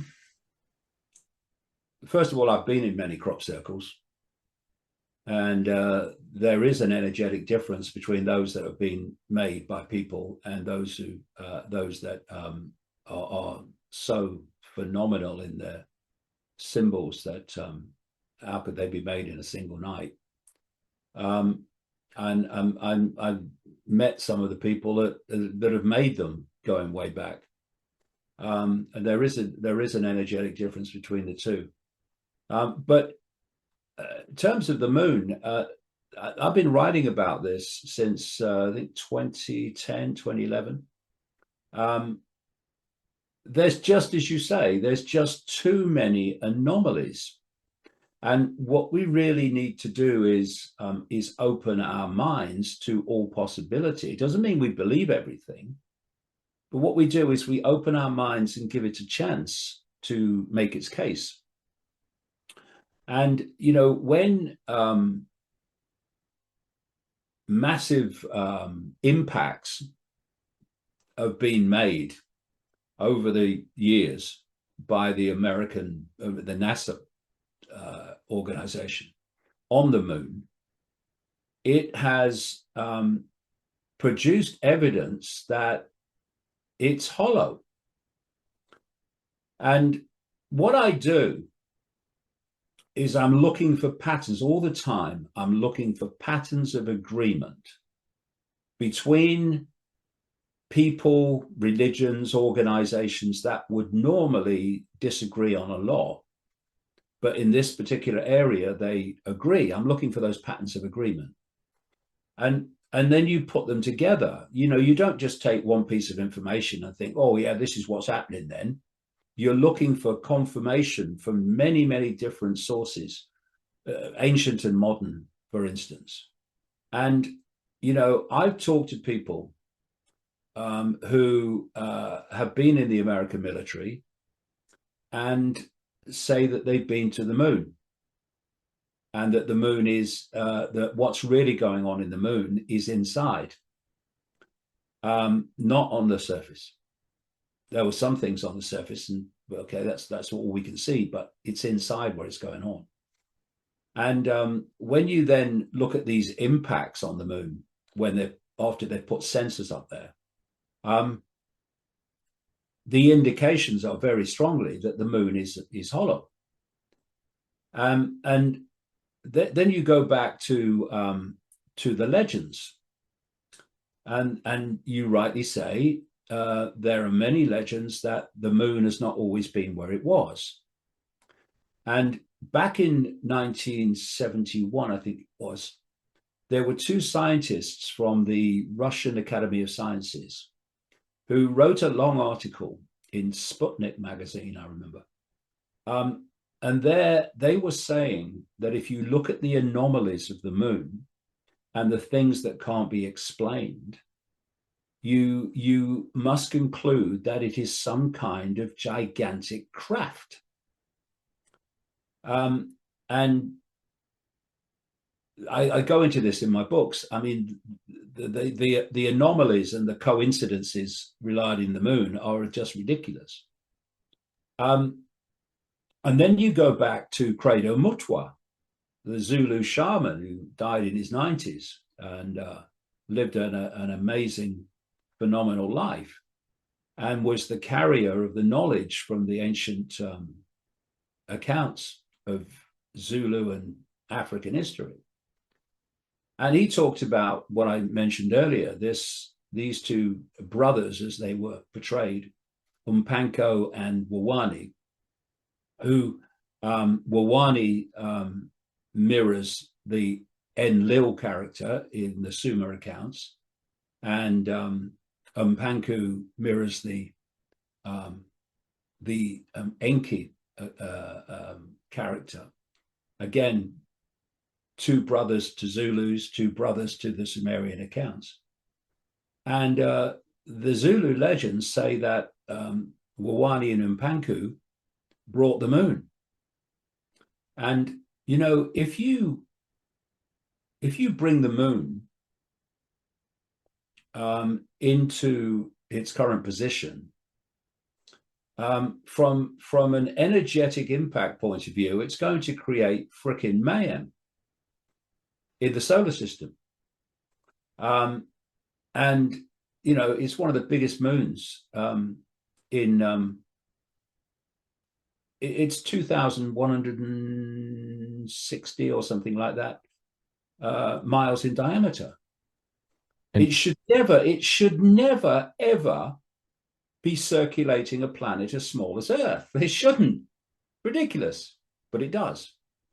And like I say, there's many other or stream of anomalies that don't make sense. But if you go with the Russian scientists that it's some kind of construct, some kind of craft, then those anomalies start to disappear fast. And the impact on the Earth of the moon where it is tremendous in terms of the tides, everything. Emotionally, the impact on hormones is affected by the moon. So I say that I've been writing about this for a long time, that Saturn is also a massively important phenomenon, and the rings of Saturn, because there was a book written some time ago now by an American called David Tolbert. It's called The Saturn Myth. And he looked at the myths regarding Saturn and the symbolism of Saturn all over the world. And if you can go, you go on the internet and you put in David Tolbert, Saturn, etc., you'll find videos, animated videos, where he's put together the way he sees it from these this research into these myths. And what it would seem is that Saturn once was the major sun of the Earth, and there was a twin sun system, the one we see now, and Saturn, which was closer. And then came this enormous cataclysm, which almost did for the Earth. And if you look at the geological and biological evidence of the Earth, that cataclysm, and indeed others too, is blatantly obvious. And Saturn disappeared into its current position. And when you look at the secret societies and religions like Judaism and Islam, the symbolism of Saturn is enormous. And same with Rome. Rome used to have a festival called Saturnalia, in which basically it mirrored our Christmas in the same period. And Saturnalia was about the worship of the god Saturn. And one of the things David Tolbert found when he was looking at all these ancient myths, literally all over the world, is that there was no mention of the rings of Saturn. As a sun, yes, but not rings. And then you go to other research where people have noticed, scientists have noticed, that the rings of Saturn are changing, and you can see pictures of what are described as electromagnetic craft that are spewing out some kind of exhaust that are actually still making the rings. And this has come from pictures from the Voyager and Cassini spacecrafts, space probes that went to Saturn. And Saturn, for me, is broadcasting a frequency. This may sound fantastic to people. I don't care if it does. It's just, I've done decades of research into this. It's broadcasting some kind of frequency. And I think it was in 2009, they found another ring that was around Saturn, only like 3.7 million miles out, a big ring. And these rings are basically broadcasting a frequency. And you can see evidence on Saturn itself of a consistent frequency, because what the Voyager and Cassini space probes pictured was something that scientists still cannot explain. It's a hexagon storm at the North Pole of Saturn. It's an extraordinary sight. This storm goes in a straight line and then goes off at an angle and then goes off at an angle to form a hexagon rather. And the hexagon, the hexagram, and the cube, which are very similar in terms of geometry, are symbols of Saturn that have been symbols of Saturn since going way back. The black cube is a symbol of Saturn. Think of Mecca. Before Mohammed, the black cube was a place of worship for something like 360 gods. And then he turned the whole thing into one god, which became known as Allah. But it's a black cube. It's a symbol of Saturn. In Judaism, you have the cube. You have the Saturn god of Judaism, which is called El. And then you go to Elohim in the Bible. And for me, these Saturn rings are broadcasting a frequency which is being amplified by technology in the moon and focused upon the Earth, that is having a massive effect on the suppression of human perception and its ability to expand into greater levels of awareness. It's like a frequency prison that's constantly being bombarded. Now, what they're seeking to do is to take that frequency prison to a whole new level, and they're doing it through 4G, 5G, 6G to come. They're putting up all these towers in the towns and cities which are broadcasting these frequencies constantly. And through Elon Musk and SpaceX and increasingly Jeff Bezos, Amazon, they're putting up these thousands, and they've got permission for tens of thousands of low orbit satellites, which are basically bombarding the Earth with a electromagnetic frequency. They're saying, oh, it's internet connection and all that stuff. It's an electromagnetic frequency. And it's creating another sub-reality to impact on human perception, because once you realize that the body we see is the physical material level of it, but actually there's other levels of it which are electromagnetic fields. It's like what we call the auric field.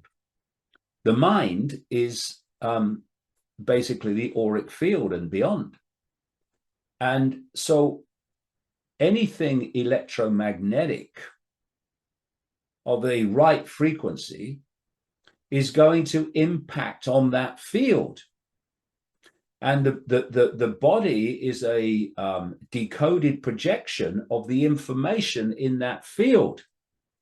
And thus, if you distort that electromagnetic body field, it's going to play through to what we call the physical, because they're expressions of the same information, in dis-ease, disharmony in the body, which we call illness.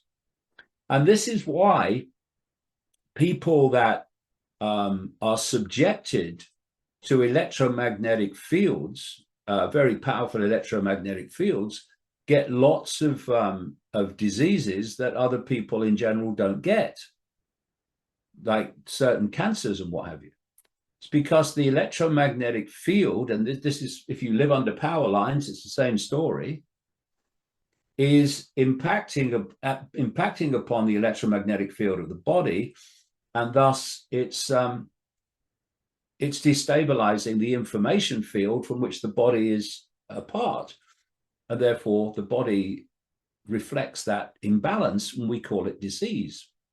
And again, you know, you've had people around nuclear power stations where you've had these clusters of certain cancers and kids with cancer, and what you get from the authorities and the scientists, orthodox scientists, there's no evidence of a connection.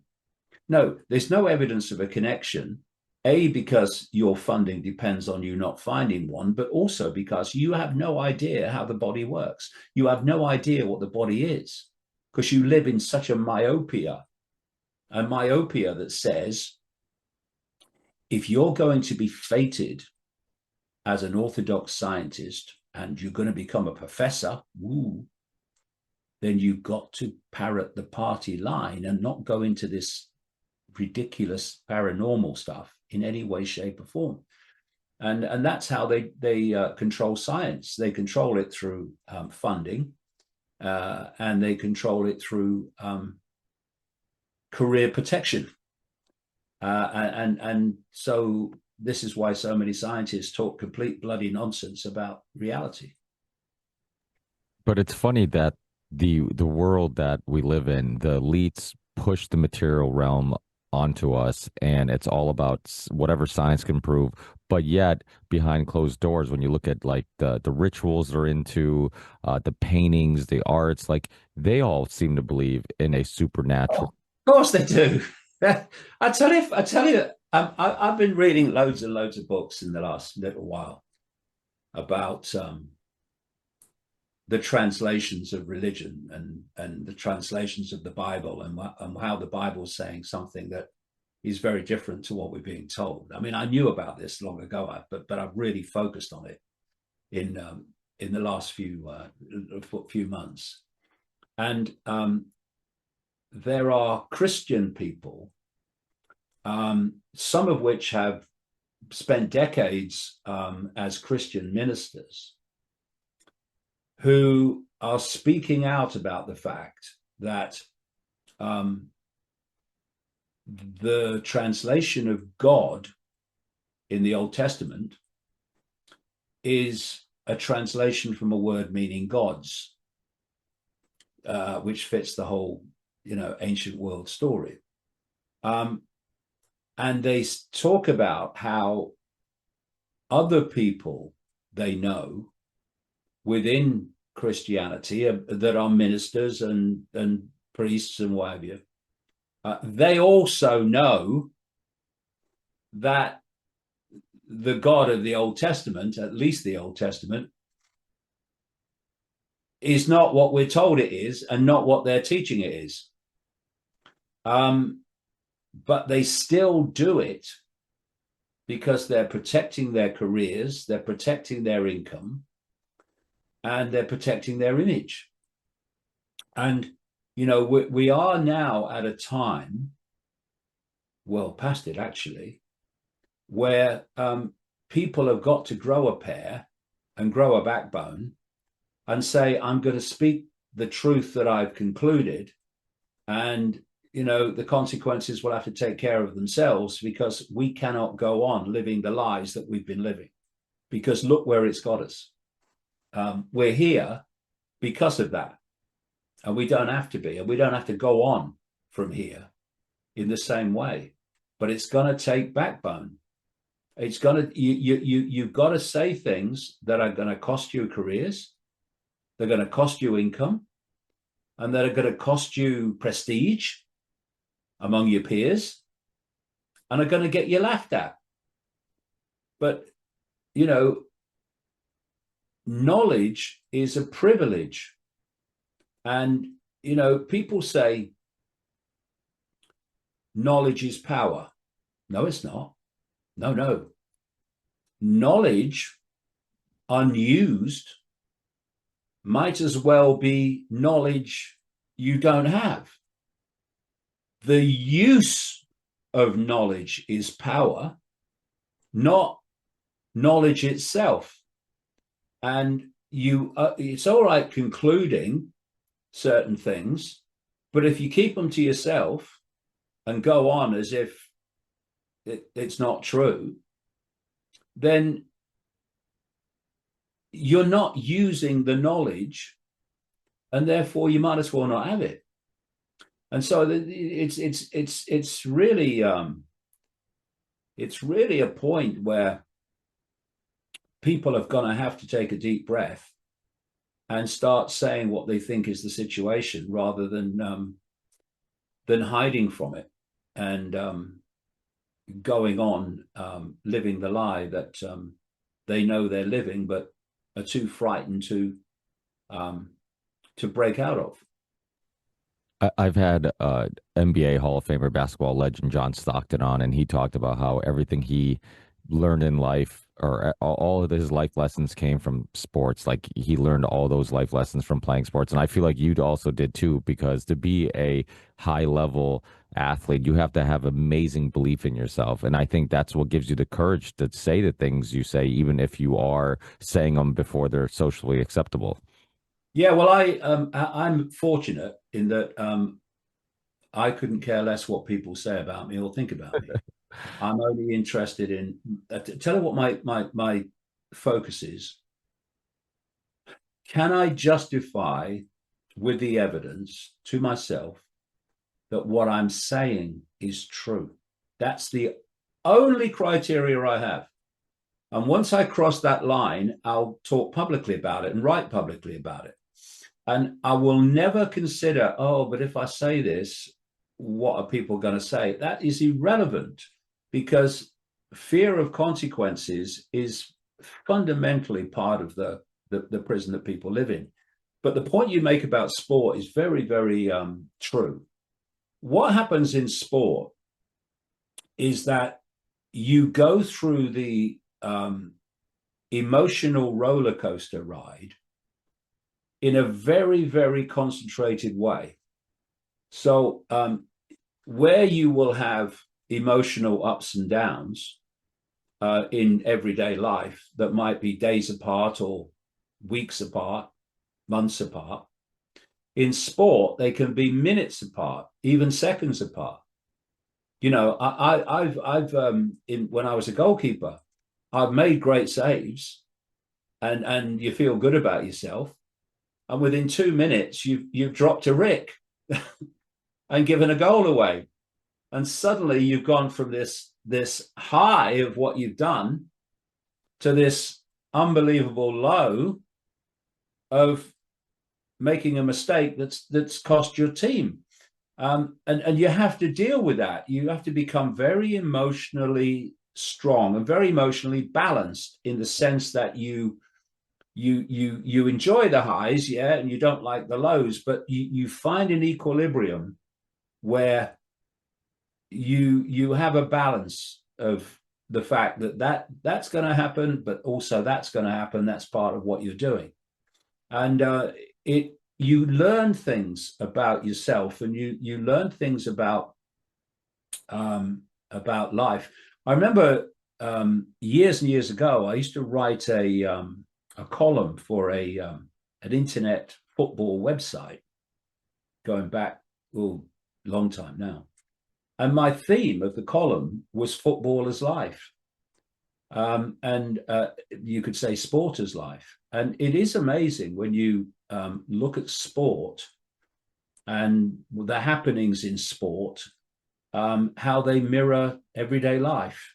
And one of the things is that in a football game, at any point, you've got 22 players on the field and 50, 60, 70,000 sitting in the stand watching them.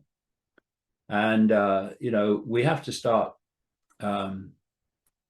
dealing with that, not in terms of literal football, but in terms of people realizing that 8 billion people can't be controlled by a relative handful unless the 8 billion comply and just sit there and watch.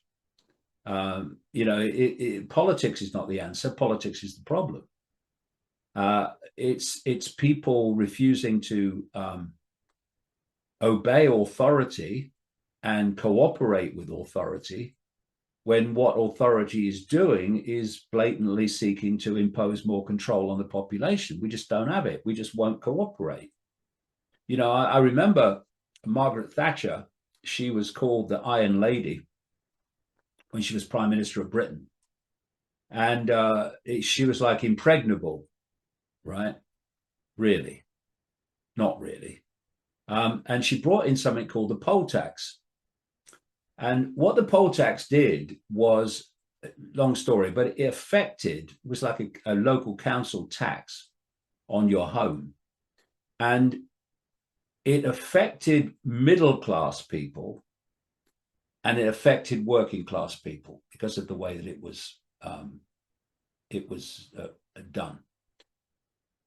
And normally, when something affects working-class people, poorer people, then the middle class go, oh, not my problem. The great unwashed anyway. And when something affects the middle classes, the working class goes, well, I couldn't care less about you bloody middle classes, deal with it, But this took that away and connected the two. And what happened is that vast numbers of people, middle class, working class, refused to pay the tax. They just wouldn't cooperate with it, wouldn't pay it. Didn't pay it myself. And what happened in the end is the tax had to be withdrawn because there was just too many people weren't paying it and it had become too toxic for the government. And within, was it a year? She'd gone. She was thrown out by her own party. And the poll tax was massively part of that. And it just shows you in this. Another thing is during COVID, when COVID first started in England and the hoax was played, some people protested, a few, at the lockdowns, and the police picked them up easily and arrested them and charged them breaking lockdown rules. And by the end of the COVID period, we were walking through London in protests against the lockdowns that were about 100,000 people or more. And now the police were on both sides of the road watching us go past because there was just too many people that wouldn't cooperate with the lockdown rules. Nothing they could do about it. And if only people realize that if we put down the fault lines of divide and rule and put down the fault lines of belief divides and came together against a common threat through non-cooperation en masse, the game is over. Game is over. They can only do it with our cooperation.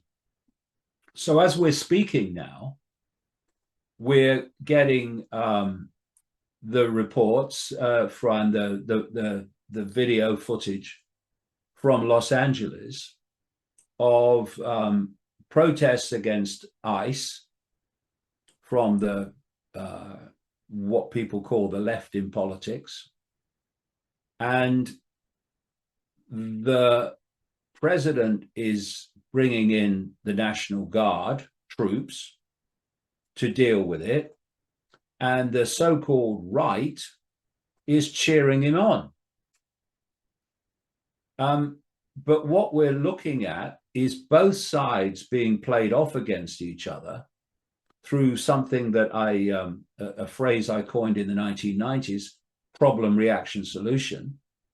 Create a problem, then offer the solution to it. In this case, you create a problem, and let's no one think that when the ICE guards and the ICE police, through this buffoon Tom Homan, go into LA, high profile, look, here we are, look, and start arresting migrants, illegal migrants, not all of which were illegal, at their places of work, etc.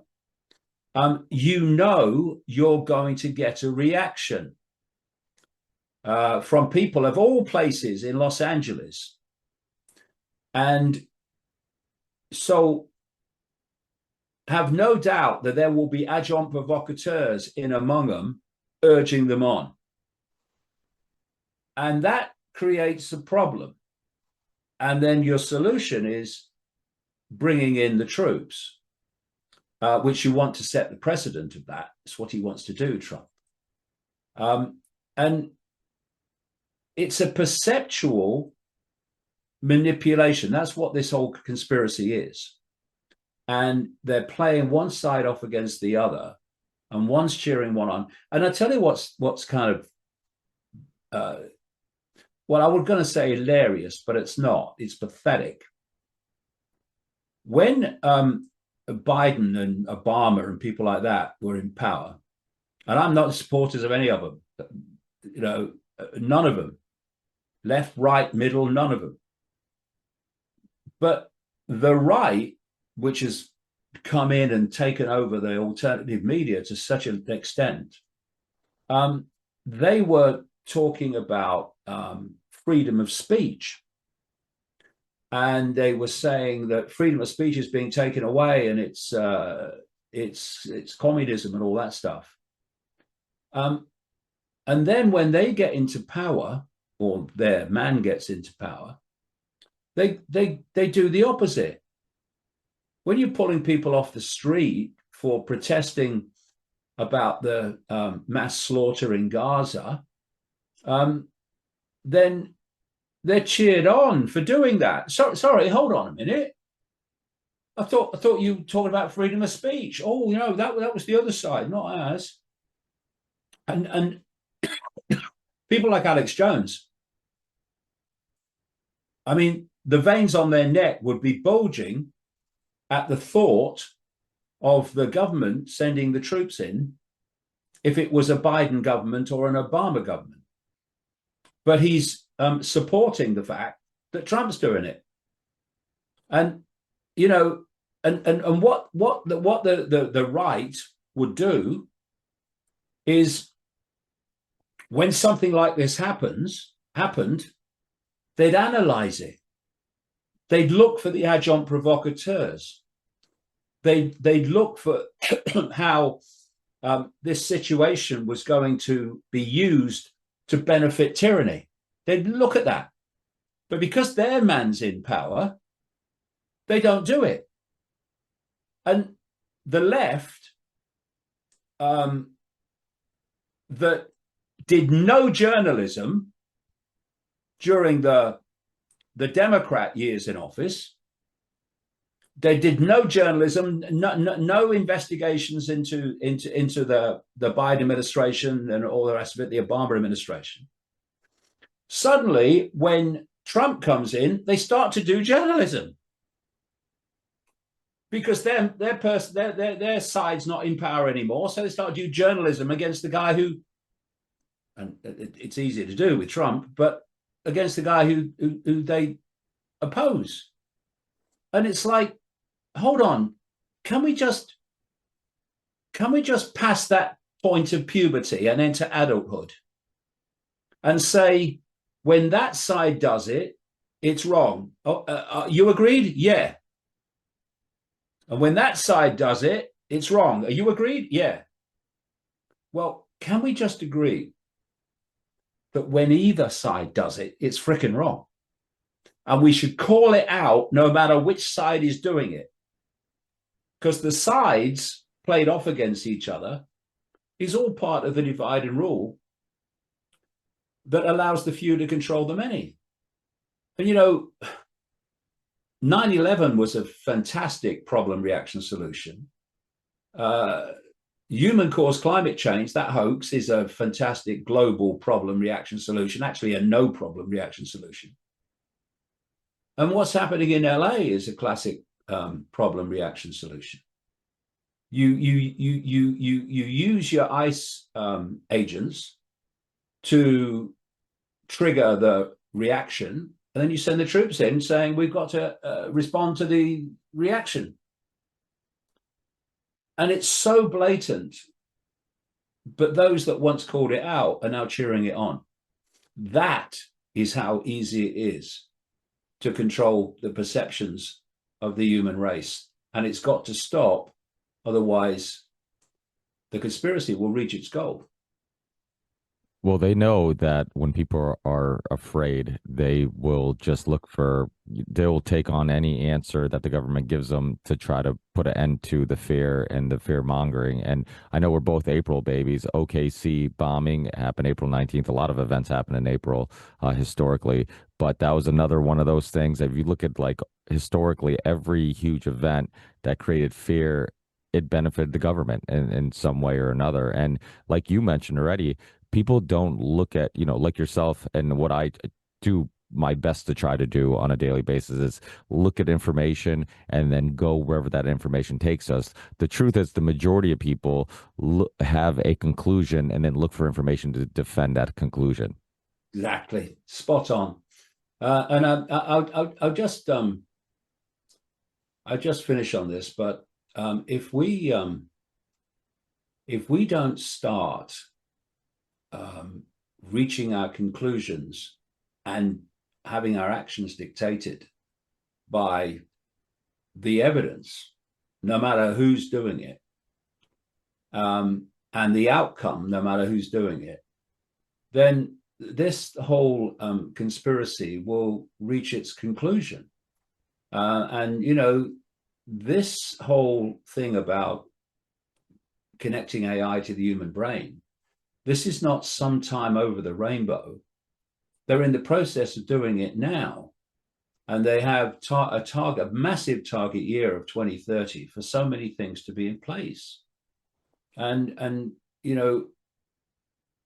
one of the greatest ways that it's not even one of the greatest ways, it's something you have to do. If you want to have a great reset of the world, of human society, that's what we're seeing, then you have to destroy the status quo. It's essential, because while that status quo is in place and functioning, you can't replace it with something else. So you have to dismantle the status quo. And the process of dismantling it is to create chaos. Chaos is the currency of control. It's the state of flux and upheaval that takes you from one status quo to the next one that you want to bring in. And what we've had, and I predicted this since Trump came to power second time, is chaos. Economic chaos, chaos now going on in LA, chaos about saying one thing and then withdrawing it days later and then saying it again. It's total chaos. And businesses are going, we can't plan. We don't know what's going on. What's he going to post in the morning? Chaos. This thing with Musk and Trump, chaos. It's all part of it. It's all part of this breaking up the status quo. So the great reset can come in. And this is the irony. that people think that that Trump is against the status quo, against the deep state. He's a vehicle of it, just like Biden was, just like Obama was, just like Boyd Bush was, and his father was. It's a one-party state, but they have to give you the illusion that you're actually have political choice, so that you won't realize that actually the same force is controlling both the ones you support and the ones you don't support, whether you're left or right. And you know what has happened in the alternative media is that in this inner core I'm talking about, is it's regressed. There was a time when it was widely accepted in the alternative media. There was no alternative media when I started out, it didn't exist, but I saw it grow and I thought, fantastic, this is. But there was a real consensus that actually we live in one-party states. As they used to say in America when I was traveling there, it doesn't matter who gets in, it doesn't matter who you vote for because the government still gets in. But now they've regressed into the puppet show of left and right again. And when I see people like Alex Jones and others like him saying that the Democrats are the deep state, I mean, it's a freaking head shaker. The deep state doesn't have a party. It works through all of them. And this is where we've regressed back into the puppet show. And so many people have come in from the mainstream since COVID to the alternative media, who some of them will know exactly what they're doing and why, but most of them have come in and they haven't got a bloody clue what's actually going on and why. But they do these podcasts telling people from a perspective of basically no research. How do you know that? Well, Trump said it. Well, how do you know that? Well, Elon said it. Pete Ethkus said it. Well, it's probably not true then. I know but there are some great people, present company included. There's some great people in the alternative media are doing great things, and unfortunately, the algorithms have been supporting those that are the more clueless among us. Oh yeah, I got banned off YouTube in 2021, 22, and then weirdly enough, they reinstated me recently for some weird reason, but it's still the algorithms will still suppress you. And it just, that's the thing, you can't, that's kind of the conclusion you have to come to. If you're gonna break down walls and ask difficult questions and explore interesting and sometimes, you know, against the grain ideas, like the algorithms aren't going to benefit you. And sometimes you see the people that are just killing it and you're just like, I don't get it. Like, why are they pushing this? The algorithms are pushing this. And then people who are having real discussions are being suppressed. And, you know, it's tough. I mean, when you see mainstream organizations talk about conspiracy theorists going into the business because they're making money, I laugh at it. I'm like, there's no money in this. It's the opposite. You have all the algorithms going against you typically. Yeah, well, observing, particularly since COVID, and particularly with the Trump campaign and coming into office, I've watched the people, for instance, on X, who get the massive numbers, who are talking about the conspiracy, and they're all the ones who haven't got a clue what's going on. And they're people that supported Trump, that supported Musk, and what have you. And now some of them are backtracking, trying to hold their credibility, and others are just doubling down. But they're the ones that don't know what's going on, that are pushing a certain line. So those that were pushing Trump and Musk in the election campaign, they were getting the big algorithms. People like me that were pushing back on that and saying, actually, you're being had here. I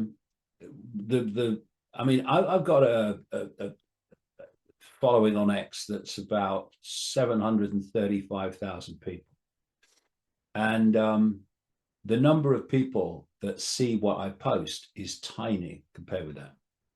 And ridiculously tiny when I've been calling out Trump and Musk. And yeah, that you just have to deal with it. It's almost like a confirmation that you're over the target. You know, if you come out of nowhere and suddenly you're getting massive numbers, well, it's worth asking a few questions about why, I think. I completely agree. I don't think there's anything wrong with being skeptical when people come out of the blue and all of a sudden people like yourself and others who've been saying similar things for a long time. But do you think that there is, because I think about my own personal life, and I'm sure you've had very similar experiences in your own personal life where it's taken some people time to open their eyes and slowly grasp, these ideas and these worldviews. Is it possible some of these people have done it in the public eye, like a Tucker, maybe a Russell Brand, maybe these people that are like, I'm not saying that it's not possible that they're not purposely avoiding going completely down the rabbit hole, but I'm saying, is it also possible that, because I know people personally who called me a conspiracy theorist or laughed at some of the things I would discuss and now are asking more questions, and you could tell they're curious, and now they're like, okay, I've had enough people kind of saying this, or I've had enough time to ponder on it, or publicly I've seen enough evidence that there's some substance to what you're saying, that now I'm not laughing at it, I'm entertaining it. Yeah, I've known Russell Brand a long time. In terms of, I was on a couple of his shows way back when he was using me as a prop for his jokes, and I don't think Russell's ever seen a bandwagon he didn't want to jump on. To be honest, he's gone right through the spectrum. And so he's not someone that I personally trust. I'm not saying he's doing what he's doing to manipulate. I'm saying he's clueless about what's happening, and his newfound Christianity has further limited where he will go. And then you look at Tucker Carlson. I used to get up in the morning, and when Carlson was on Fox. And the first thing I would do every morning would, about 6 o'clock in the morning, would be to watch the Fox show that he did from the night before, because he was going further than the rest of the mainstream were going. He weren't going that far, but he was going further. And then he was fired by Fox. Now, the thing is that what this network, this global cult, especially its inner core, is brilliant at is the manipulation of perception and predicting responses en masse from whatever action they take. I think they've got computer programs that play this stuff out for them as well. And so when by this time, Musk has bought Twitter, or been allowed to buy Twitter. They didn't have to sell it to him. Free speech absolutist. Yeah, I'm sure you are, Elon. Yeah. That they fired Tucker Carlson at Fox. Now, they would have and basically how people responded was, they fired him at Fox because he's revealing too much. And when he came into the alternative media, and he had a platform with X immediately, then he got massive numbers. Oh, Carlson's doing this, Carlson's doing that. The idea that this global cult would not have known that would happen. Why would they want Tucker Carlson to go from a few million a night on Fox to, in some cases, 100 million on the alternative media? Why would they want that? I thought they were trying to shut him up. No. And I'm not saying Tucker Carlson knows what's happening either. But there are certain people who are what I would call here but no further people, who were brought into the alternative media to hold the line, to hold the barricade of here and no further. Now, some of those people, and they will be the few, will know exactly why they're doing what they're doing. But most of them won't. They're just of a certain mentality that will go so far and no further. Like, Tucker Carlson's a Christian. Okay, I'm not knocking that. None of my business. But it's a here but no further belief system, just as Russell Brand is, and to an extent, just as Candace Owens is, who's converted to the Roman Catholic Church. Staggeringly, in my view, but there you go, with its history of destroying freedom of speech. But so you've got these here but no further people, and religion is very much part of it, because, as we talked about earlier, it limits where you will go and where you won't go. And when you get people who will go where the music takes them, they'll go where the evidence takes them, they're the ones that get targeted. And as you say, the algorithms don't like us. Isn't it? I've also seen evidence, though, that it seems like people who are spiritual or religious, it seems like they have, at least during COVID, I saw evidence of this where you would see, and I was raised a Catholic. I'm Portuguese. I was raised a Catholic. I kind of retaliated against that because I like to ask questions, and Catholic Church doesn't like when people ask questions. So I got no. And I kind of like, hey, they're restricting my thinking and my ability to kind of see, ask questions.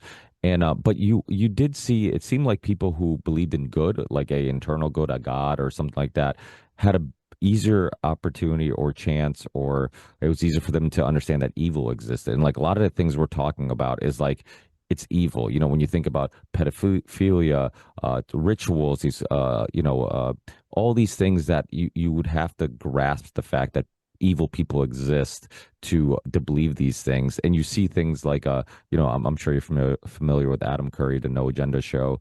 He's been on the show, and he went from like being an atheist to slowly becoming religious because he uncovered evil. So he's like, well, if evil exists, good must exist. And do you see that relation between like maybe Sam Tripoli, who hosts the show with me, and then Charlie Robinson and others, the Union of the Unwanted, he talks about how conspiracy theories always end up leading to spirituality. Would you agree with that?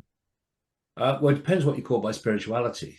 I don't necessarily think religion and spirituality are the same thing. You see, what you have is science and religion, and they're like never the twain shall meet, because they both stand in a camp that the other can't accept. But spirituality, not religion, spirituality, stands between the two. And it sees that spirituality and science are actually expressions of each other if you have open-minded spirituality and open-minded science, that they do actually speak the same language.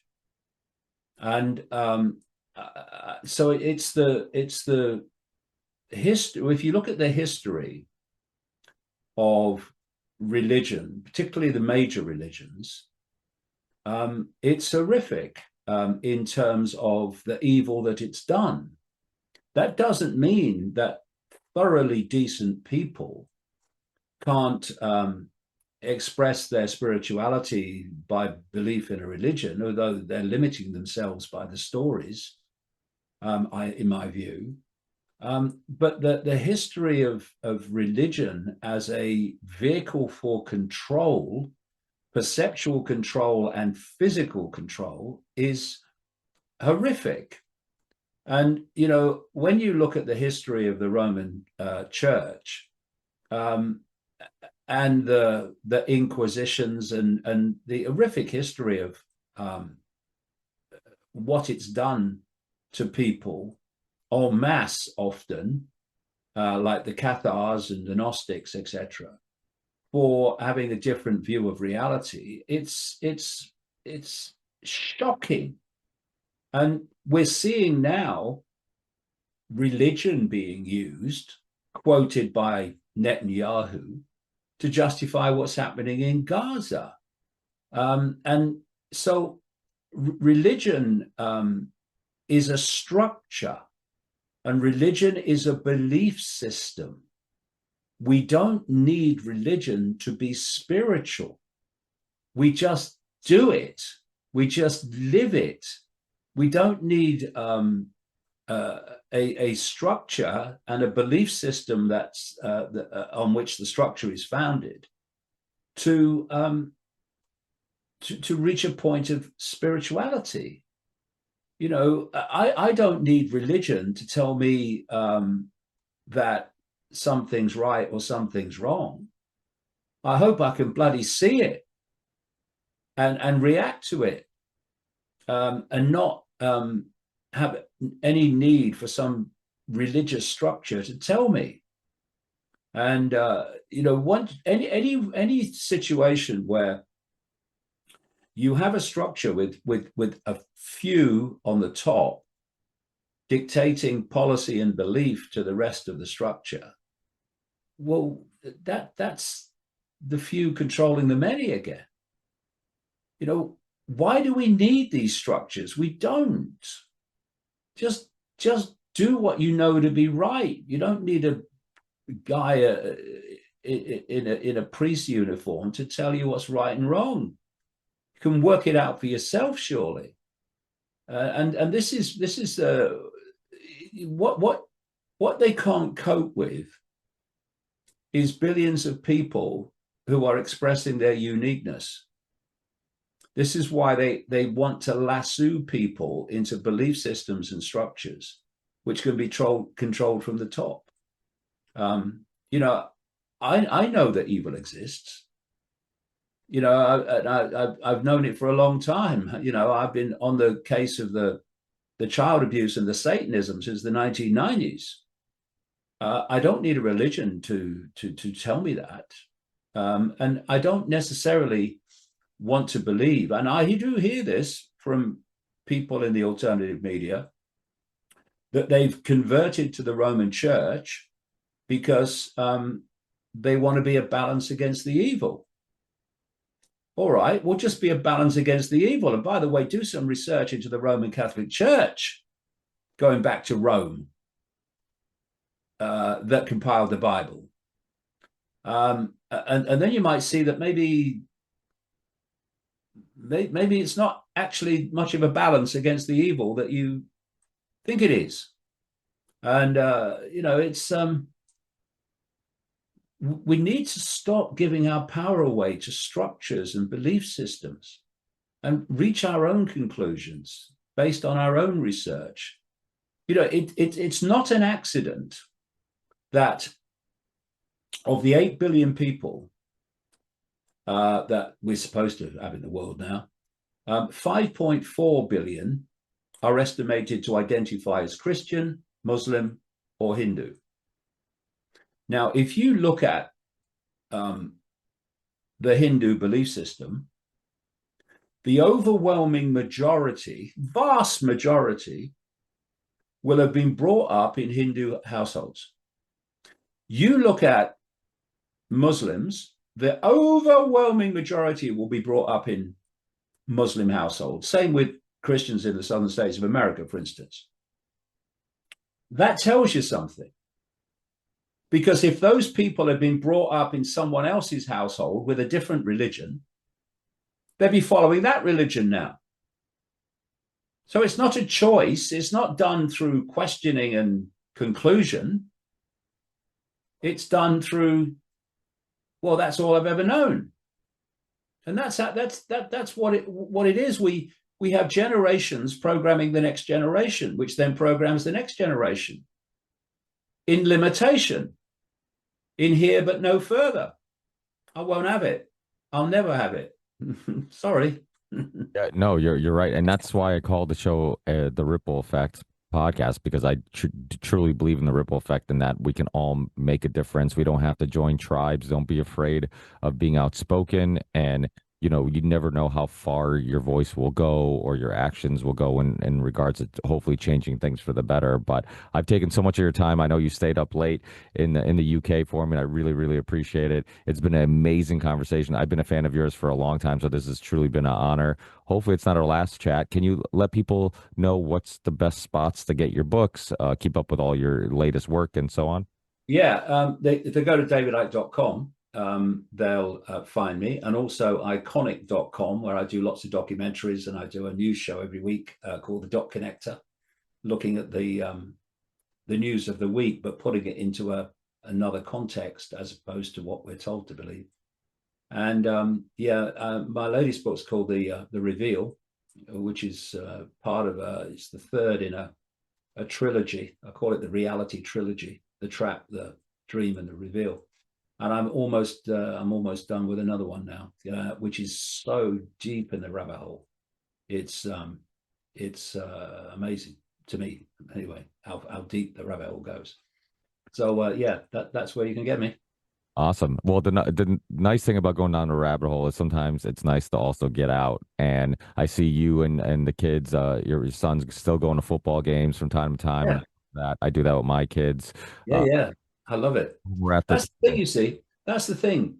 You know, it's about awareness. Okay, we're in this world, and you can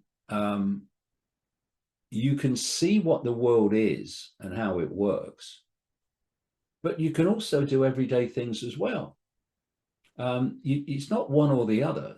You know, I mean, I can go seamlessly from talking about Leicester City's latest game, we lost, um, to to the nature of reality in seamlessly, because it's all the same thing to me. It's all just information, and so yeah, you can do everyday things, and people need to do that to break out of this constant focus. I was going to Although say you, I do struggle to do that, to be honest, because I'm so fascinated by what's happening. I'm so fascinated by what this world really is that it's a pleasure to do what I do, really, not a chore. Oh, without a doubt. Yeah, I'm sure. I mean, you went from football, which obviously was a love of yours, and if you did that till now, you never felt like work, and I'm sure what you do now never feels like work. And my wife has no interest in the things I talk about, which I think is actually good because it helps me detach. Like you said, if you spend too much time down the rabbit hole, it gets dark and cold and scary, and it's nice to have to, like you said, it's not just nice to do other things and enjoy the simple things in life, like a Yeah, football game, absolutely. I couldn't agree more. but it's necessary. So it's awesome. It's how we stay sane while doing this research.